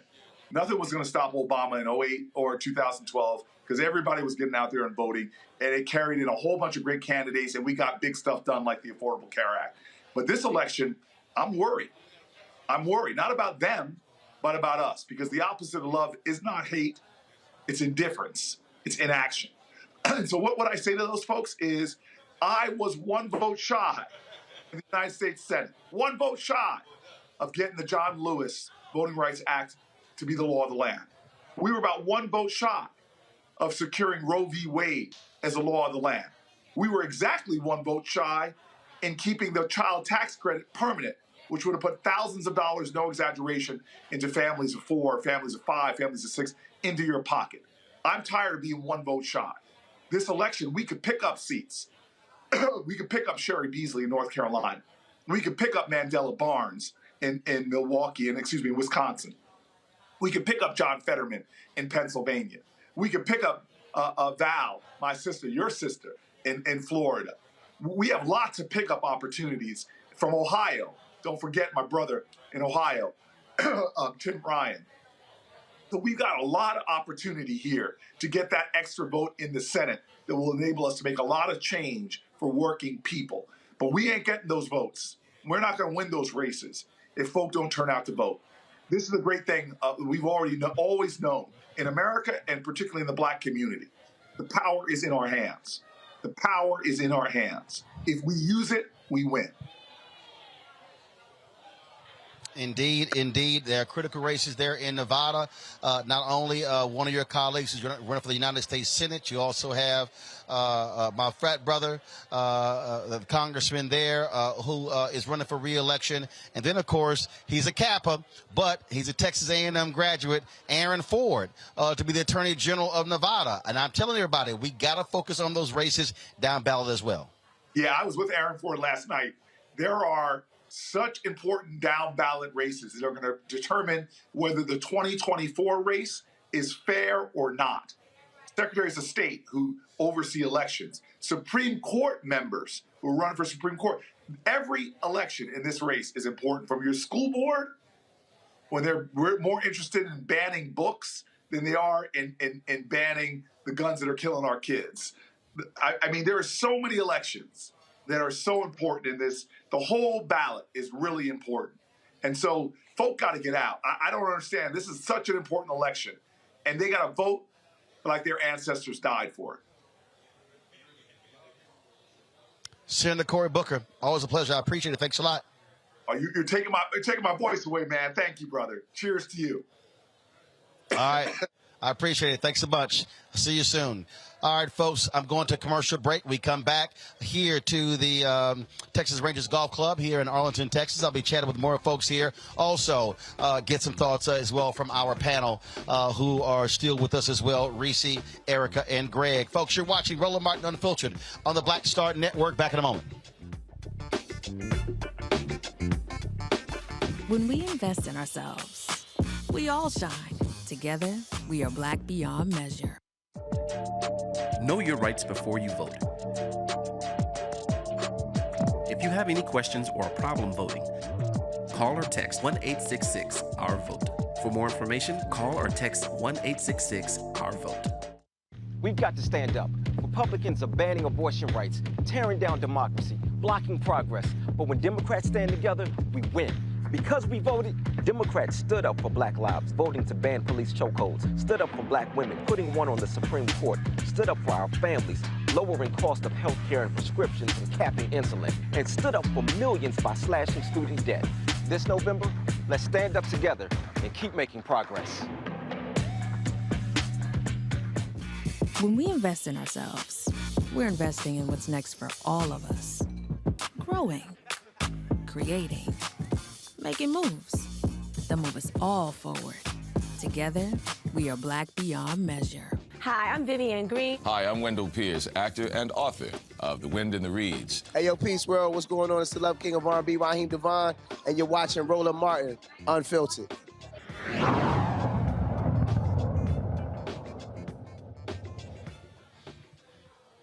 Folks, welcome back to the Texas Rangers Golf Club here in Arlington, Texas, where we are here. There are a number of folks who are already here, gathered here at this GOTV event. You've heard us talking to several of the folks as well.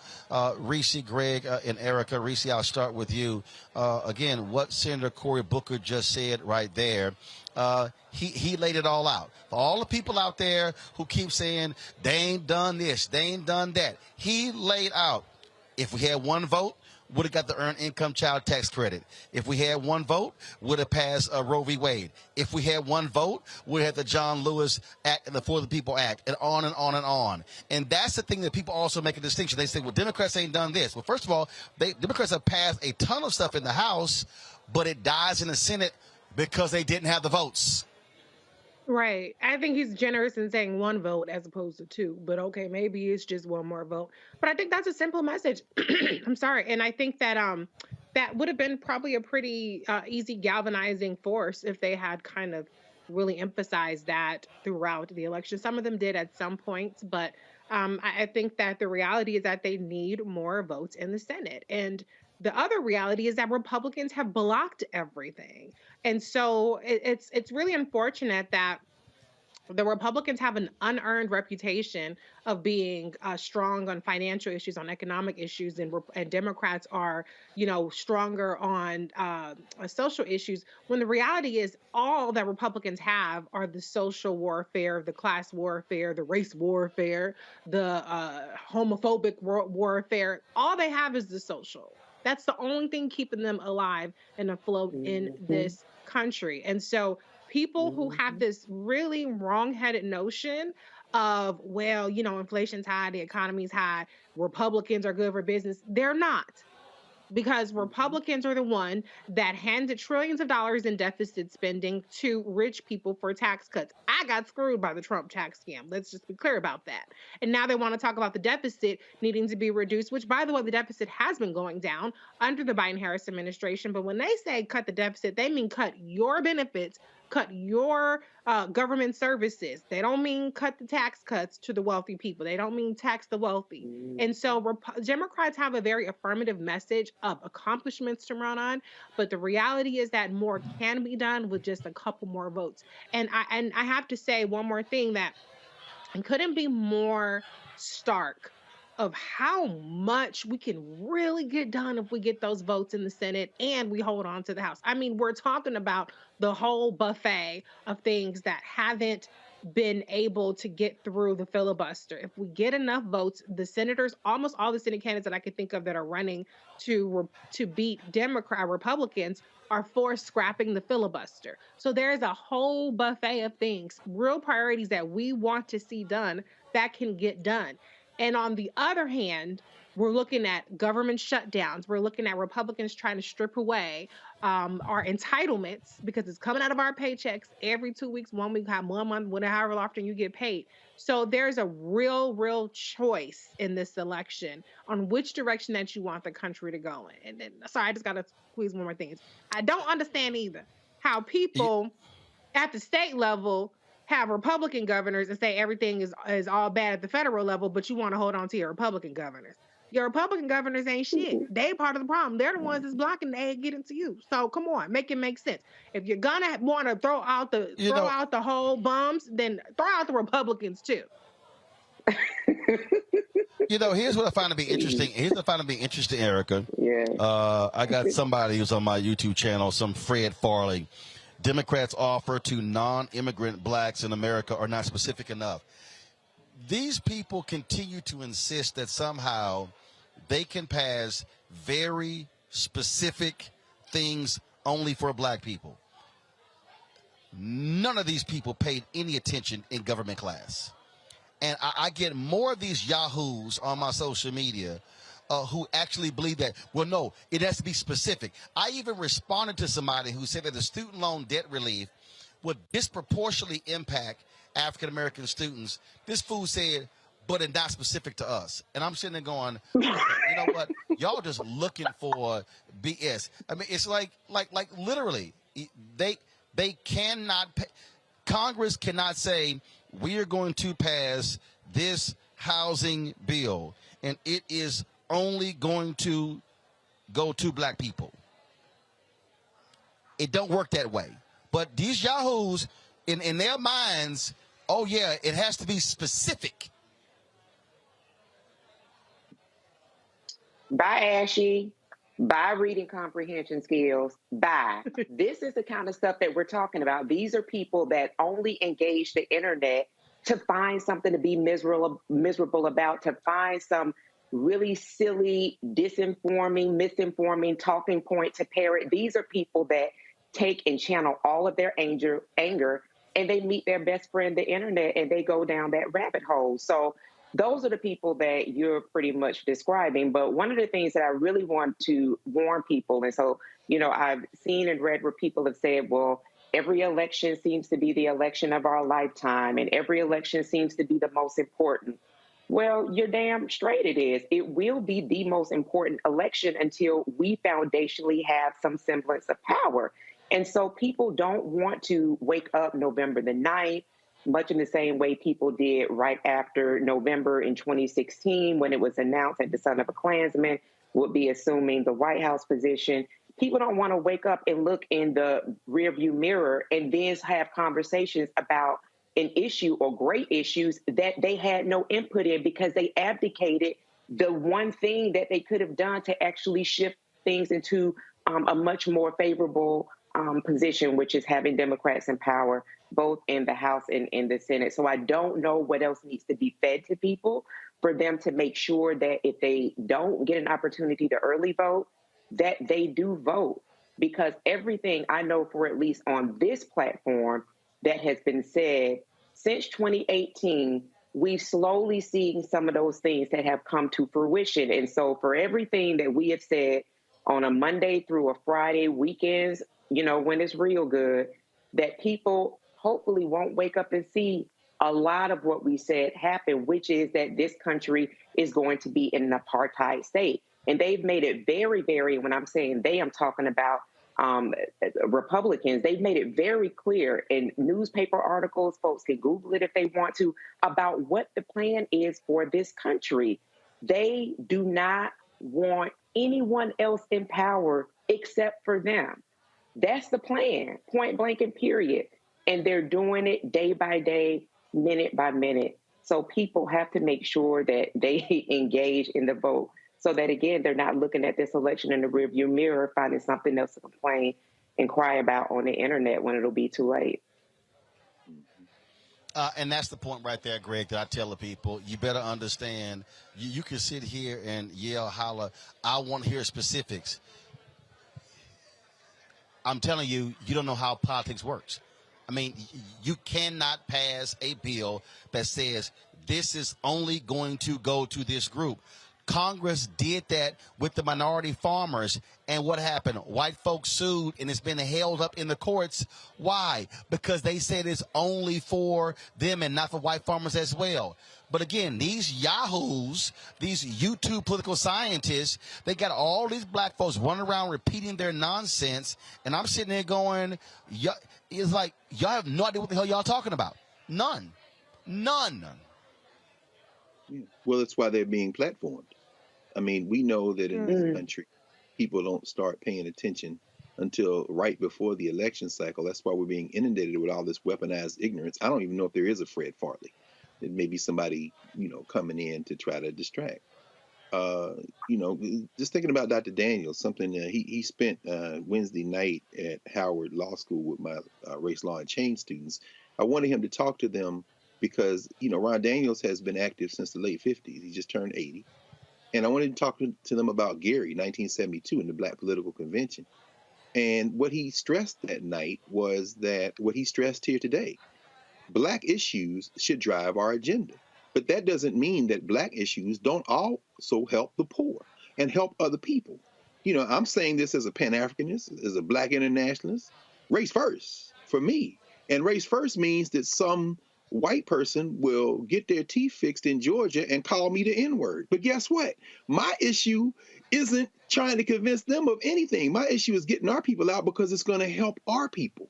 Now, let's just look at it very basically. As I said, 8 of the 12 states that have an expanded Medicaid are in the old Confederacy. And now 6 states with Republican governors have expanded Medicaid. And there's an initiative in South Dakota, Amendment D, that they put on the ballot. Why? Because the white nationalist governors don't want to expand Medicaid because the billionaires who own them and the criminals like the ghoulish Rick Scott out of Florida, which has an expanded Medicaid, a thief of $300 million, are going to get rich. See, the rich people are driving the white nationalists to help them become more rich. They don't give a damn about those people. But these people, even white people with Republican governors, are voting to expand Medicaid to get past their white nationalist governors. Now, how does that affect us in terms of Black issues? Guess what? Go back and understand the Rainbow Coalition with Reverend Jackson. Go back and understand where he got that from, which was Fred Hampton and the Young Lords, the Latinos in Chicago, and the Young Patriots, which were the poor whites in Chicago. You ain't got to like everybody to advance your agenda. And guess what? It's going to help a lot of other people, too. I'll end with this. As you say, this is ground warfare, and it's incremental. We can count. They didn't deliver. First of all, you haven't done any research. We've established that. But second of all, if you understand that 2 or 3 more seats in the Senate will get you all this other stuff, then stop dealing with they didn't do it, they didn't do it, they didn't do it. And the other thing is, listening to Cory Booker there, and for this person, if it's Farley talking about native-born Black Americans, okay, I'm going to wrap with this right here. There's a native-born, African-born in America whose parents came here from Nigeria. She was an intern for Senator Booker this summer. One of my best students I've ever had, Kosi Anelli. She's from Colleen, Texas. Now, she's a born in the United States Texan whose people came here from West Africa. And if you don't have Black elected officials, you don't even have a pipeline for developing the type of policymakers. That child will give her a whole heart for the race. And guess what? If you would rather have white nationalists putting their ignorant children in places to write policy against you, if you want to have them 3 people from Mothers for Liberty destroying the damn curriculum because they're running for school board now and state superintendent education, then concede that. And when they come for you, don't expect me, a Black nationalist, to bump for you. Guess what? Yon, baby. Because you have decided that you're going to put your ignorance before the interests of our people. And then just because it helps other people should not be a reason that you sit out. Because you're going to commit suicide, and them white nationalists who die with you are just going to be, there's going to be a whole bunch of dead human beings. Damn it. Bring in right now Lee Merritt. He's an attorney. He also ran during the Democratic primary for Texas Attorney General. He's here at the event here. Lee, glad to see you. One of the things that we have been talking about is, again, trying to get people to understand that you can't say you care about all of these issues, but then you don't vote. You can't say, we want to see criminal justice reform and act as if the votes are not there to get the George Floyd Justice Act passed in the Senate, but then say, I'm not going to vote. That's right. I mean, again, whining about something and not voting gets you nothing. That's right. And I think the common mistake, the common argument that I hear from people who are not voters, they say, well, voting doesn't matter. It doesn't impact. It's like, okay. But they want to see a policy change. We can agree on the common ground that you can't only vote. And you can't only vote in the national elections, but voting is a huge part of it if you actually expect to get anything done. Well, but the thing is, what I keep saying is, you can't say, I want to see a policy change, but not change the politician. That's right. The root word of both is poly. That's right. Right. And you know, you and I have talked about some of the families that I represent, some of the cases that we that I've come to represent. And a lot of people say both of them or Ahmaud or any of those cases. They say, well, how's voting going to change the outcome in that case? And like I said, voting has to be a key part of it. But it can't be the only thing. But then again, of course, if you want to see long-term systemic change, you have to not only vote for a politician, but then hold them accountable to the policy, right? Well, here's a perfect example. I mean, we are here in Tarrant County, which is where Fort Worth is. We're here in Arlington. And if you think about Crystal Mason, yeah, if you don't have the punk-ass district attorney, that's right, who keeps prosecuting her, then she's not being threatened going to jail. That's right. That's right. If you don't have John Cruzo as the DA in Dallas, well, certain things don't happen when it comes to prosecuting cops. Yeah, both of them kill a walk. So to say again, voting doesn't matter. That's a perfect example of what happens when you put DAs in place. That's right. Who are more than likely going to be aligned with how we think and how we operate. And that's the other thing I really want to emphasize for people who are voting in this midterm election is that there's so many races down ballot that will change, what day-to-day life looks like in Tarrant County. You know, here we have two Tarrant County candidates, Deborah Peoples, who's running for Tarrant County judge. And after COVID, and we saw how powerful those county judges are. And the county judge, who was the judge over the whole county. The whole county. Right? Well, billions of dollars. Could completely change the culture. And I'm glad you mentioned the money because so many young black men specifically come to me and say, well, it's not going to impact my pockets. Yes, sir, it will. When you think about redlining, when you think about the commissioner's court and where the money, who gets the grants, who gets those things, it all comes to these local elections, the commissioner races, the county judges, and people are only looking, I mean, if we're lucky, they get excited about the Senate, but mostly they're only looking at the presidential race, right. And that's just not enough. Right, and so I think that's one of the reasons why this event is taking place. Again, trying to encourage people. It's one more day left for early voting here in Texas, and the reality is, and I saw this story the other day, and I keep saying this, here in Texas, whites are the minority in Texas. That's right. Latinos, African Americans, and Asians represent a majority of the population of Texas, yet 60% of all the ballots cast in Texas are by white voters. That's right. So they're the minority, but they're casting the majority of the ballots. They vote outside of their weight, and as a result, they get to run these far-right policies that don't reflect the population of Texas. Texas has changed so dramatically over the last 10 years. I got here in the last 10 years. The population has grown over 20% in that time, and it's mostly progressively minded individuals. We need those people to show up to the polls, and we need the base that exists here. This is the reason I ran for Attorney General, is because when I looked at the raw numbers, I said, oh, I'm not just running for fun. We can actually win this. And that race is still very important. We have a criminal, Ken Paxton, in the Attorney General's office. You have Rochelle Garza running for Attorney General. Isn't he indicted? An indicted criminal, been indicted for the last 5 years. And it's First of all, what the hell is taking so long? First of all, if you've been indicted for 5 years, can we go to court? We start talking about local judges and local. So that's in Collin County, which is a conservative area of DFW, and his friends are the ones who are delaying that case indefinitely.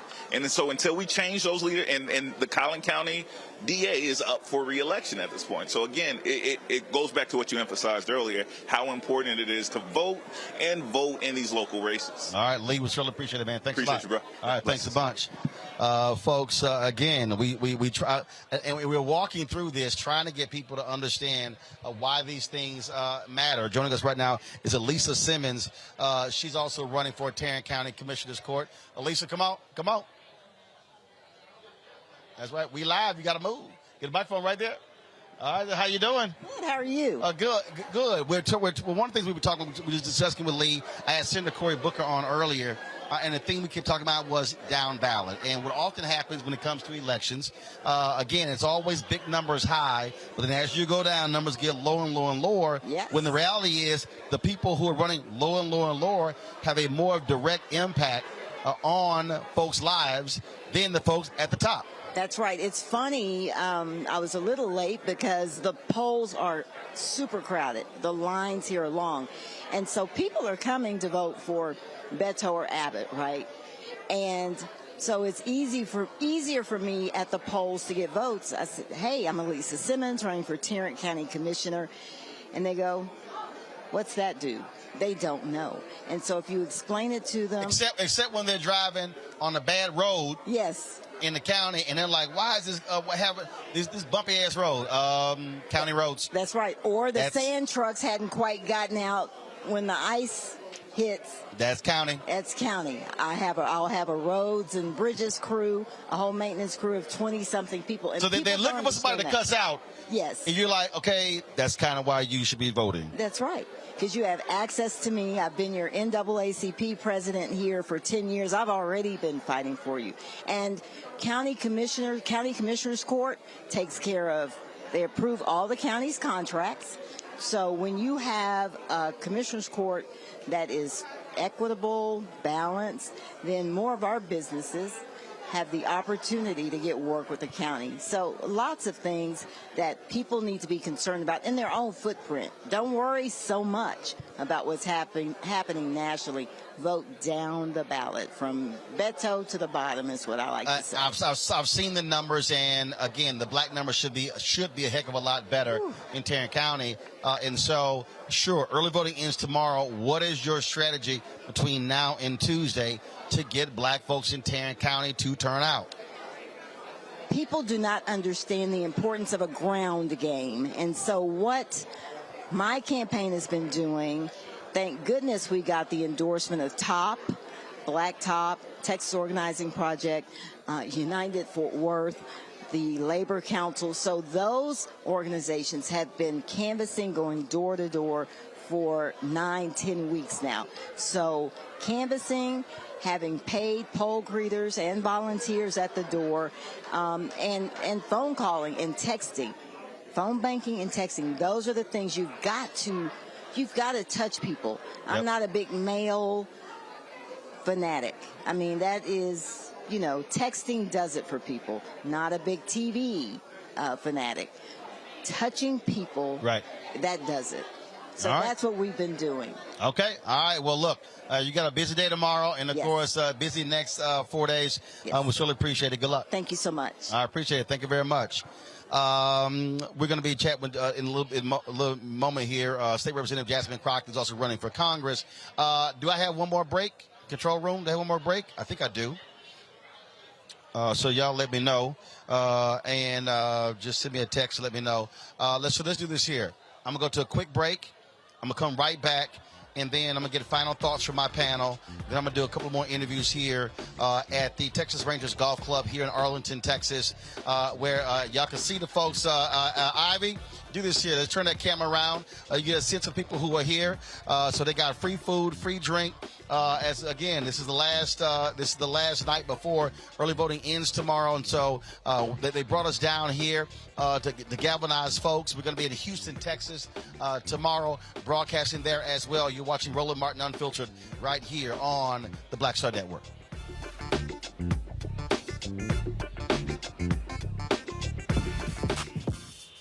When we invest in ourselves, our glow, our vision, our vibe, we all shine. Together, we are black beyond measure. Know your voting rights. If you are unsure where to vote or don't know if your polling location has changed, call or text 1-866-OUR-VOTE. For more information, call or text 1-866-OUR-VOTE. When we invest in ourselves, we all shine. Together, we are black beyond measure. We've got to stand up. Republicans are banning abortion rights, tearing down democracy, blocking progress. But when Democrats stand together, we win. Because we voted, Democrats stood up for black lives, voting to ban police chokeholds, stood up for black women, putting one on the Supreme Court, stood up for our families, lowering cost of health care and prescriptions and capping insulin, and stood up for millions by slashing student debt. This November, let's stand up together and keep making progress. I'm Angie Stone. Hi, I'm Teresa Griffin. Oh, Roland. Hey, Roland, I am so disappointed that you are not here, first of all. Where's our dance? It's like we get a dance in every time I see you. And so now you're not here for me to dance with, sir. You and your ascot. I need it. I need that in my life right now. Okay, I love you, Roland. What's up? I'm Lance Gross, and you're watching Roland Martin Unfiltered.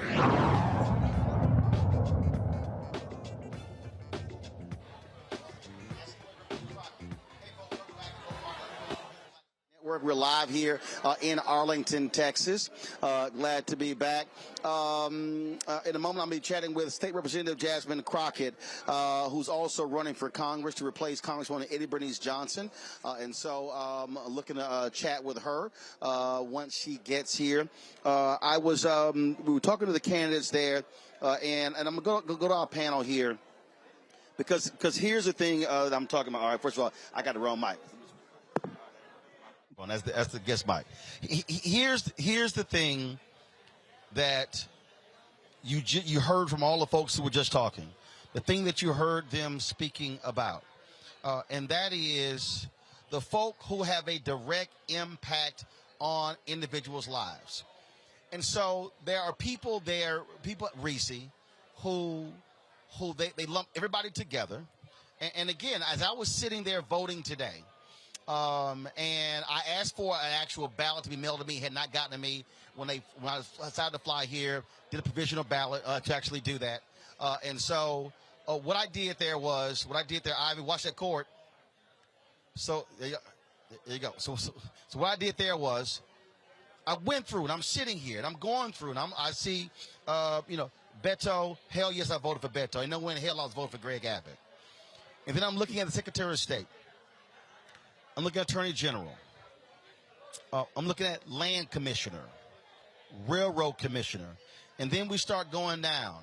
But the thing is, there was a bond election.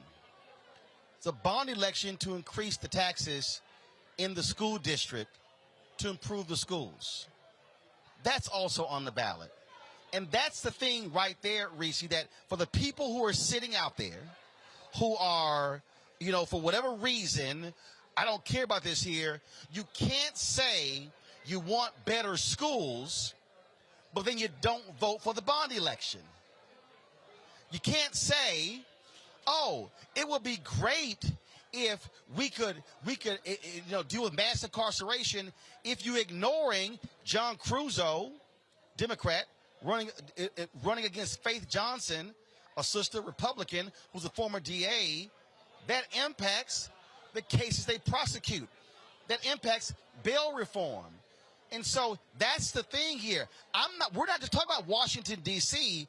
We're literally talking about the bread and butter issues. And if you want to sit it out, again, shut the hell up. That means that you actually don't care about your community, because that's where it's most impacted. And then I saw somebody say, well, if they put reparations on the ballot, fool, you can't get reparations unless the politicians vote for it.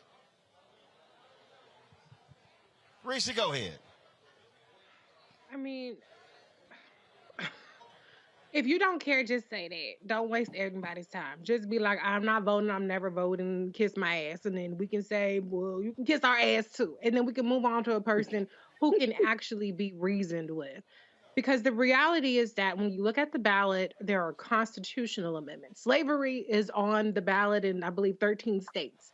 You have constitutional amendments about, or even ballot initiatives about legalizing marijuana.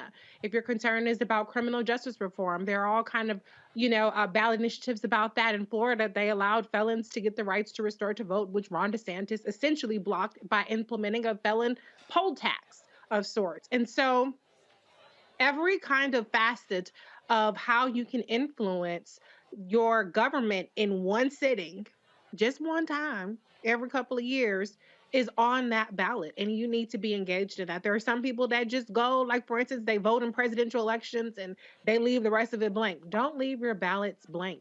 Pay attention to the judges, pay attention to the sheriffs, pay attention to the damn recorder of the wheels and shit like that on your ballot. It's all kind of stuff on your ballot. The education board. If you pay attention to what's happening there, really, you should have been paying attention to the primaries. So then now when you go into this time, it should be easier to vote because you didn't already voted for the people in the primaries.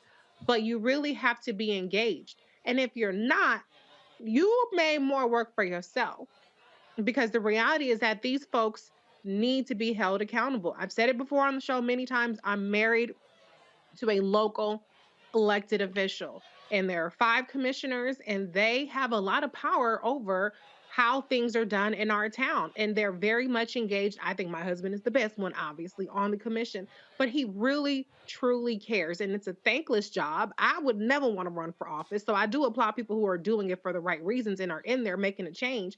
But these are the people that have their ear to the ground, and so engage yourself at the ballot box at a minimum.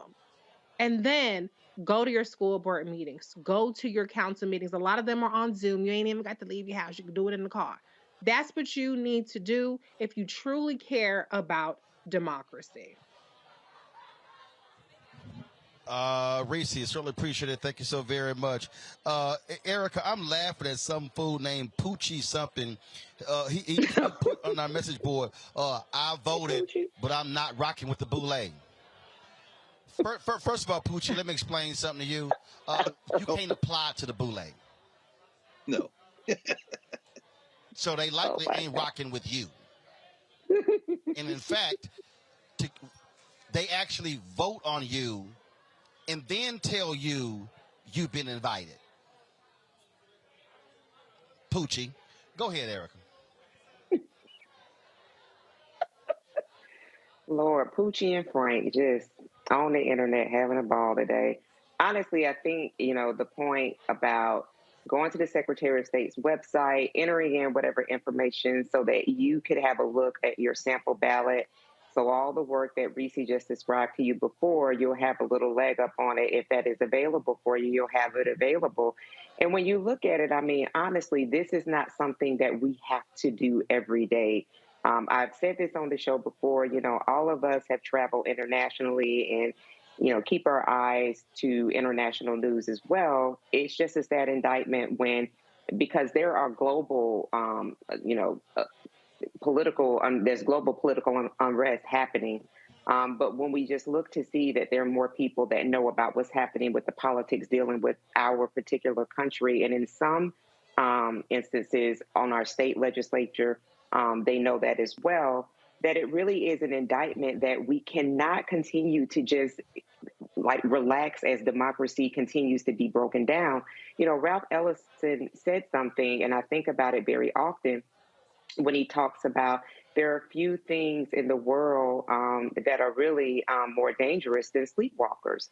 So, the community of people that continue to parrot talking points, that don't see the advantage of being engaged in local politics, are going to be losers doubly, because there's going to be this almost bubble bursting if I can't believe that it happened, and then having to deal with the reality of what has happened in terms of Republican control, if that's what happened. So people have to get engaged. It is a part of the responsibility of being a human. It's a part of the responsibility of being a community. And if every election is the most important election, well, just damn it, roll your sleeves up and go do that job and then go home. I want y'all to pull the control room, get that Obama clip ready, and I want to play this before I go to Greg. And Greg was going to have the final comment. Today, there was a rally in Arizona, and President Biden spoke. By the way, Kristen Sinema, her trifling ass, did not attend the rally. She probably would have got booed anyway. And in a minute and 31 seconds, Obama lays out clearly what's happening here. We've got more than 350 election deniers who are running for office. This is what he said today.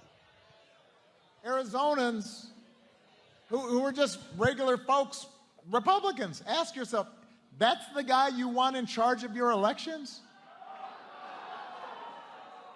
Somebody who was part of an insurrection and it thinks it's okay for armed people to stand to intimidate folks next to ballot boxes? That's how America's democracy is supposed to work? Doesn't that override party labels? In Arizona, let's be honest with each other for a second. I know folks out there, including Republicans, may be thinking there's no way somebody like that's actually going to get elected. You may think that's too extreme for Arizona, but we've seen folks can win if we don't do our part.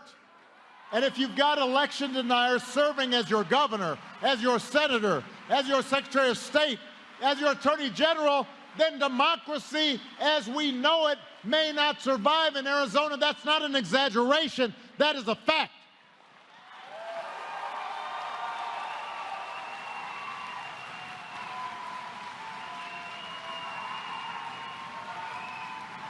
And that should transcend party labels. The thing here, Greg, this is very simple. And this is to every black person who's out there BSing and listening to all these fools. These individuals, as Obama laid out, if they get into office, there ain't a damn thing black folks want or desire that they are going to support. They will gut it all. Absolutely. Absolutely. I mean, it's no surprise that Kristen Sinema, who is a wholly owned subsidiary of her billionaire masters, wasn't there. We look at Arizona, where it's a very close race for the United States Senate. And a lot of those folks who are running Democrat are trying to run on local issues and bread and butter issues, and they're trying to stay out of this national conversation. But the simple fact of the matter is the United States, which isn't a nation, but a country full of a lot of different interests, the only national identity that this country has ever come close to having is white nationalism. And that is what the white nationalist party, the Republican Party, is running on. And you look at the state houses of the 19 Republican candidates for governor, the number one issue they're running on is school choice, then parental rights and then safety, then critical race theory, then restricting trans students. All of that, in other words, they're running on fear. They're running on ginning up this white nationalist identity. Now, in contrast, the Democratic Party candidates for governor, their number one issue is increasing public school funding, followed by raising teacher pay, followed by mental health for students, followed by addressing the teacher shortages. Now, let's just contrast those two things. Now, unfortunately, the 44th president of the United States, President Obama, is the problem. Why? He could have literally, by adopting what used to be a Republican plan out of Massachusetts called Romney Care, expanded far beyond the health care, expanded protections even wider, had it not been for the Supreme Court, who 10 years ago blocked the forcing the states to expand Medicaid. But I'm saying that to say that the reason I say he's the problem is because it doesn't matter what comes out of his mouth. It could have been Franklin Roosevelt. He's black. And that is the unifying message of the white nationalist party against the blacks. And so local elections, as you've been talking about, at the state house level, you've got an organized gang called I call a white nationalist party, who don't have to campaign door to door. The only way you're going to beat those people is to turn out your people by paying attention, organizing, get out door to door, and guess what? The time for all of that is just about over. It's going to be about turnout now. And as you say, Roland, I mean, if you want to see what happens next, Erica, you said it, sis. If you want to see what happens next, you wake up next Wednesday morning. And then, you know, when we're over at Howard having this conversation, it's going to be a very different kind of conversation that we're going to have, because that conversation is going to have to come down to how we're going to protect ourselves from the replay of the redemption era after Reconstruction in the United States. Look, folks, as Greg just laid out, there is history here. There is history here. And see, I'm not going to go back to the 1800s. I'm not going to go back to the 1920s and 30s, 40s and 50s, 60s and 70s. I'm going to go back 2010. 2008. Folks were excited. Obama, 44th President of the United States. Inauguration, January 2009. What happens November 2010? The very coalition that elected Obama president doesn't show up. That's right. November 2010. Who was enthusiastic? Tea Party. Who was excited? Who was pissed off? Who was angry? The Republicans. What ended up happening? Democrats lose significant seats. They lose the House. They lose the Senate. They'd already lost the Massachusetts seat of the Senator Ted Kennedy. Scott Brown wins that seat. And so what do Republicans do? Let me remind everybody who's watching me, what do Republicans do when they win state legislatures? And let me say it again, folks. They did not just win the House. They won state legislatures that were split. Democrats control one, they control the other. They win both. They win governor's mansions. And what do they then begin to do? They begin to say absolutely not to Medicaid expansion after the Affordable Care Act had been passed. They begin to put into place voter ID laws. They begin to cut polling locations. That led to massive lines. They begin to file lawsuits against various voting laws across the country. They then begin to target college campuses, removing early voting locations from those college campuses. They then begin to target education. Then they begin to attack multiculturalism. That later morphs into critical race theory.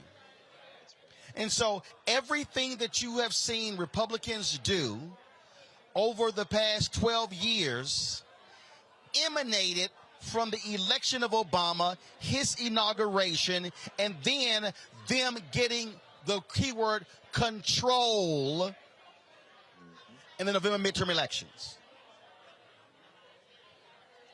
So I'm not going to go back a long way. You can think back 12 years ago to how the politics in this country changed when a black man was sitting in the Oval Office. I didn't say the politics in Washington, D.C., the politics of America, the politics in D.C., in state capitals, in counties, in cities. It all began to change and shift because of the 2010 midterm. So let me give you another hashtag we tried to tell you. If they win Tuesday, if they get control of the House and or the Senate, but especially they have the House and the Senate, they will change laws to guarantee Trump wins in 2024. And if not him, DeSantis. What then happens when they now are in control in 2024? What laws are then passed? Here's what's going to happen if they get control of the House or Senate and they win in 2024. Samuel Alito, Clarence Thomas retires to be replaced by a Republican president. To guarantee the conservatives have a 6-3 majority. Remember, Alito and Thomas are both over the age of 70.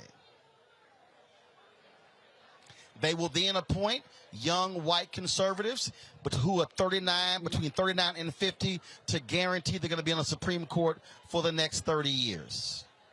That means I'll be 54 in 11 days. That means they will be in control of a Supreme Court when I am into my 80s. Environmental laws, civil rights laws, affirmative action. I can just run it down the line, folks. All of those things are going to happen. So if y'all think I'm joking, if y'all saying, there Roland go trying to scare us, there he go fear-mongering, let me go ahead and say, y'all can go to that little reparations rally on Saturday, November 5th. Y'all ain't getting nothing, not even H.R. 40, if they control the House and the Senate.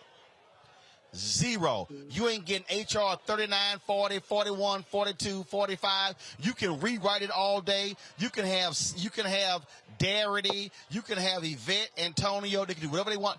You will get nothing.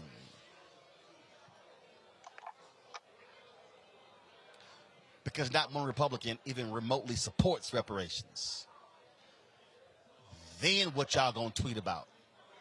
Oh, and lastly, you ain't getting nothing black specific. But by all means, don't vote and see what happens. If you're white, black, Latino, Asian, African American, if you're a progressive, if you actually care about the future of America for your children, you better defeat every single MAGA-loving Republican who's on the ballot. Sir. Yeah. Because they don't have any love for us. And vote like your ancestors died for. Zoom it out. Zoom it out. Amen. I wore the shirt for a reason. That's it. Greg, I appreciate it. Erica, I appreciate it. Tomorrow, folks, we're going to be live from Houston. He got this fool, Rob Morrow, hashtag Roland Hates Reparations. Now, Rob, I'm just not dumb like you. I understand politics. And you can't get nothing unless the politicians vote for it. Which means that the politicians who want to return your phone call win. You ain't getting nothing, Rob. All you gonna get is some linen out their pocket. Download the Black Star Network app, Apple phone, Android phone, Apple TV, Android TV, Roku, Amazon Fire TV, Xbox One, Samsung Smart TV. Also, please support Bring the Funk Fan Club with your dollars. Contribute to us by sending your check and money order to P.O. Box 57196, Washington, D.C. 20037-0196. Cash App, $RM Unfiltered. PayPal is R Martin Unfiltered. Venmo is RM Unfiltered. Zelle is Roland@RolandSMartin.com. Roland@RolandMartinUnfiltered.com. Get your copy of my book, White Fear: How the Browning of America is Making White Folks Lose Their Minds. And here I'm about to shut the show down. Jasmine brings. Really? What you want? You decided to finally show up? I'm literally about to end the show. Come on, get over here. I'm about to end the show. Like literally, grab the microphone. Like I'm about to shut it down. They were like, she gonna be in 5 minutes. Then it's 5 more minutes. There's 5 more minutes. There's 5 more minutes. What? So y'all know the what, struggle of trying to raise money, right? Y'all know what it's like. Election day is on Tuesday, so I had my fundraiser. But you know, I would never miss out on my brother. I'm about to end the show. And the hazing that you're going to try to deliver on me. You know. See, the hazing has already started. Y'all know how Roland is. Beauty salon, they ran long. I wasn't. Just getting her hair did. These are fresh braids, but from yesterday. Yesterday, though. You just left the shop. All right. Give us a sense. I've been looking at numbers. They need to be a lot better here in Tarrant County. Yeah. No, overall, in the state of Texas, we're struggling. So not just Tarrant County. Our numbers are down. I was trying to figure out why our numbers down. And one of the things that I realized, Roland, was in our last midterm, Trump was in office. And there was a lot of people that said, wait a minute. We should have showed up because things went a little wrong. And so you know, without having that face, people aren't as motivated. But to me, they ain't got the face, but the policies are still there. The policies, and now there are more faces. You're absolutely right, and that's the thing though. But we get motivated when I can look at somebody and say, "Oh, that's the villain." But let me tell you something. These policies are hurting us way worse. I mean, the fact that my predecessor, because I'm claiming it, Tuesday, y'all be on the lookout. Your girl is trying to finish this race. But she swore into the Texas House 50 years ago come January. And when she swore in with a woman by the name of Sarah Weddington.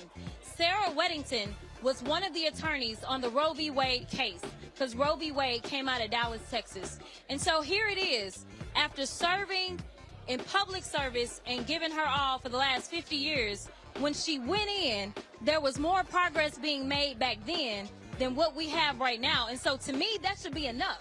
And the people that don't understand that that's just the beginning. If you think you safe, maybe because you don't have a uterus, I got news for you. They coming for you too. So it's a matter of stopping this regression, and that should be the motivator, but it's not enough. Well, look, what I'm looking at is, I mean, I don't understand how folks could not be voting in Texas when you got Governor Greg Abbott who let people die because of the grid with the storm. He's done nothing when it comes. Texas has had more mass shootings than any other state. We had Uvalde, El Paso, you had Santa Fe. We can go on and on. He's done nothing. No, nothing. And he can't blame anybody else. Actually, he has done a lot. Oh, yeah, no, he's done a lot. Yeah, well, a lot of wrong done stuff. nothing to fix the problem. Exactly. And then, so then you have that idiot Dan Patrick, lieutenant governor.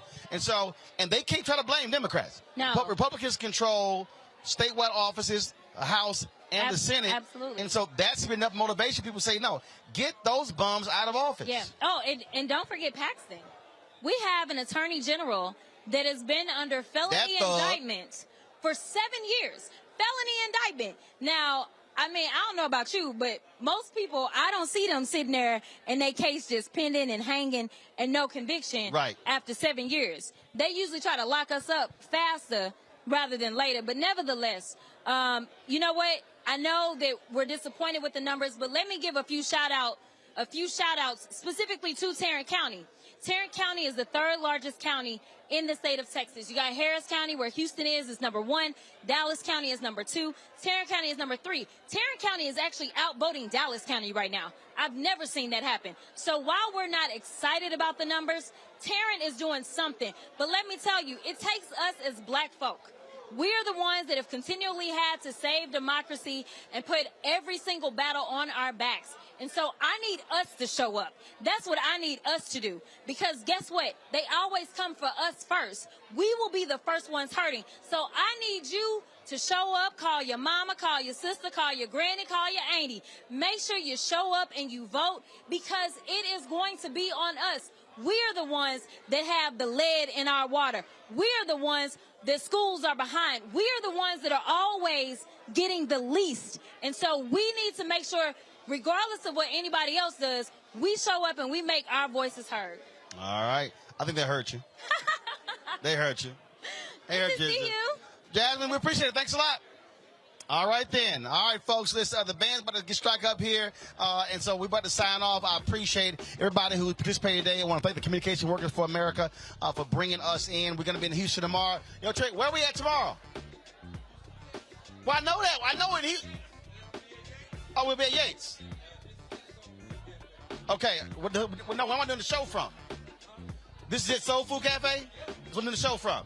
All right, so if y'all in H-Town tomorrow, I'll be doing the show from This Is It Soul Food Cafe, 5 to 7 during the show, of course, but we'll also be having our GOTV event. So again, let everybody know in Houston, This Is It Cafe will be broadcasting live tomorrow from H-Town. So I'll stay here tonight, and then we'll go on the road to Houston in the morning. Folks, that's it. I'll see y'all tomorrow right here on Roland Martin Unfiltered on the Black Star Network, live from Texas. Holla!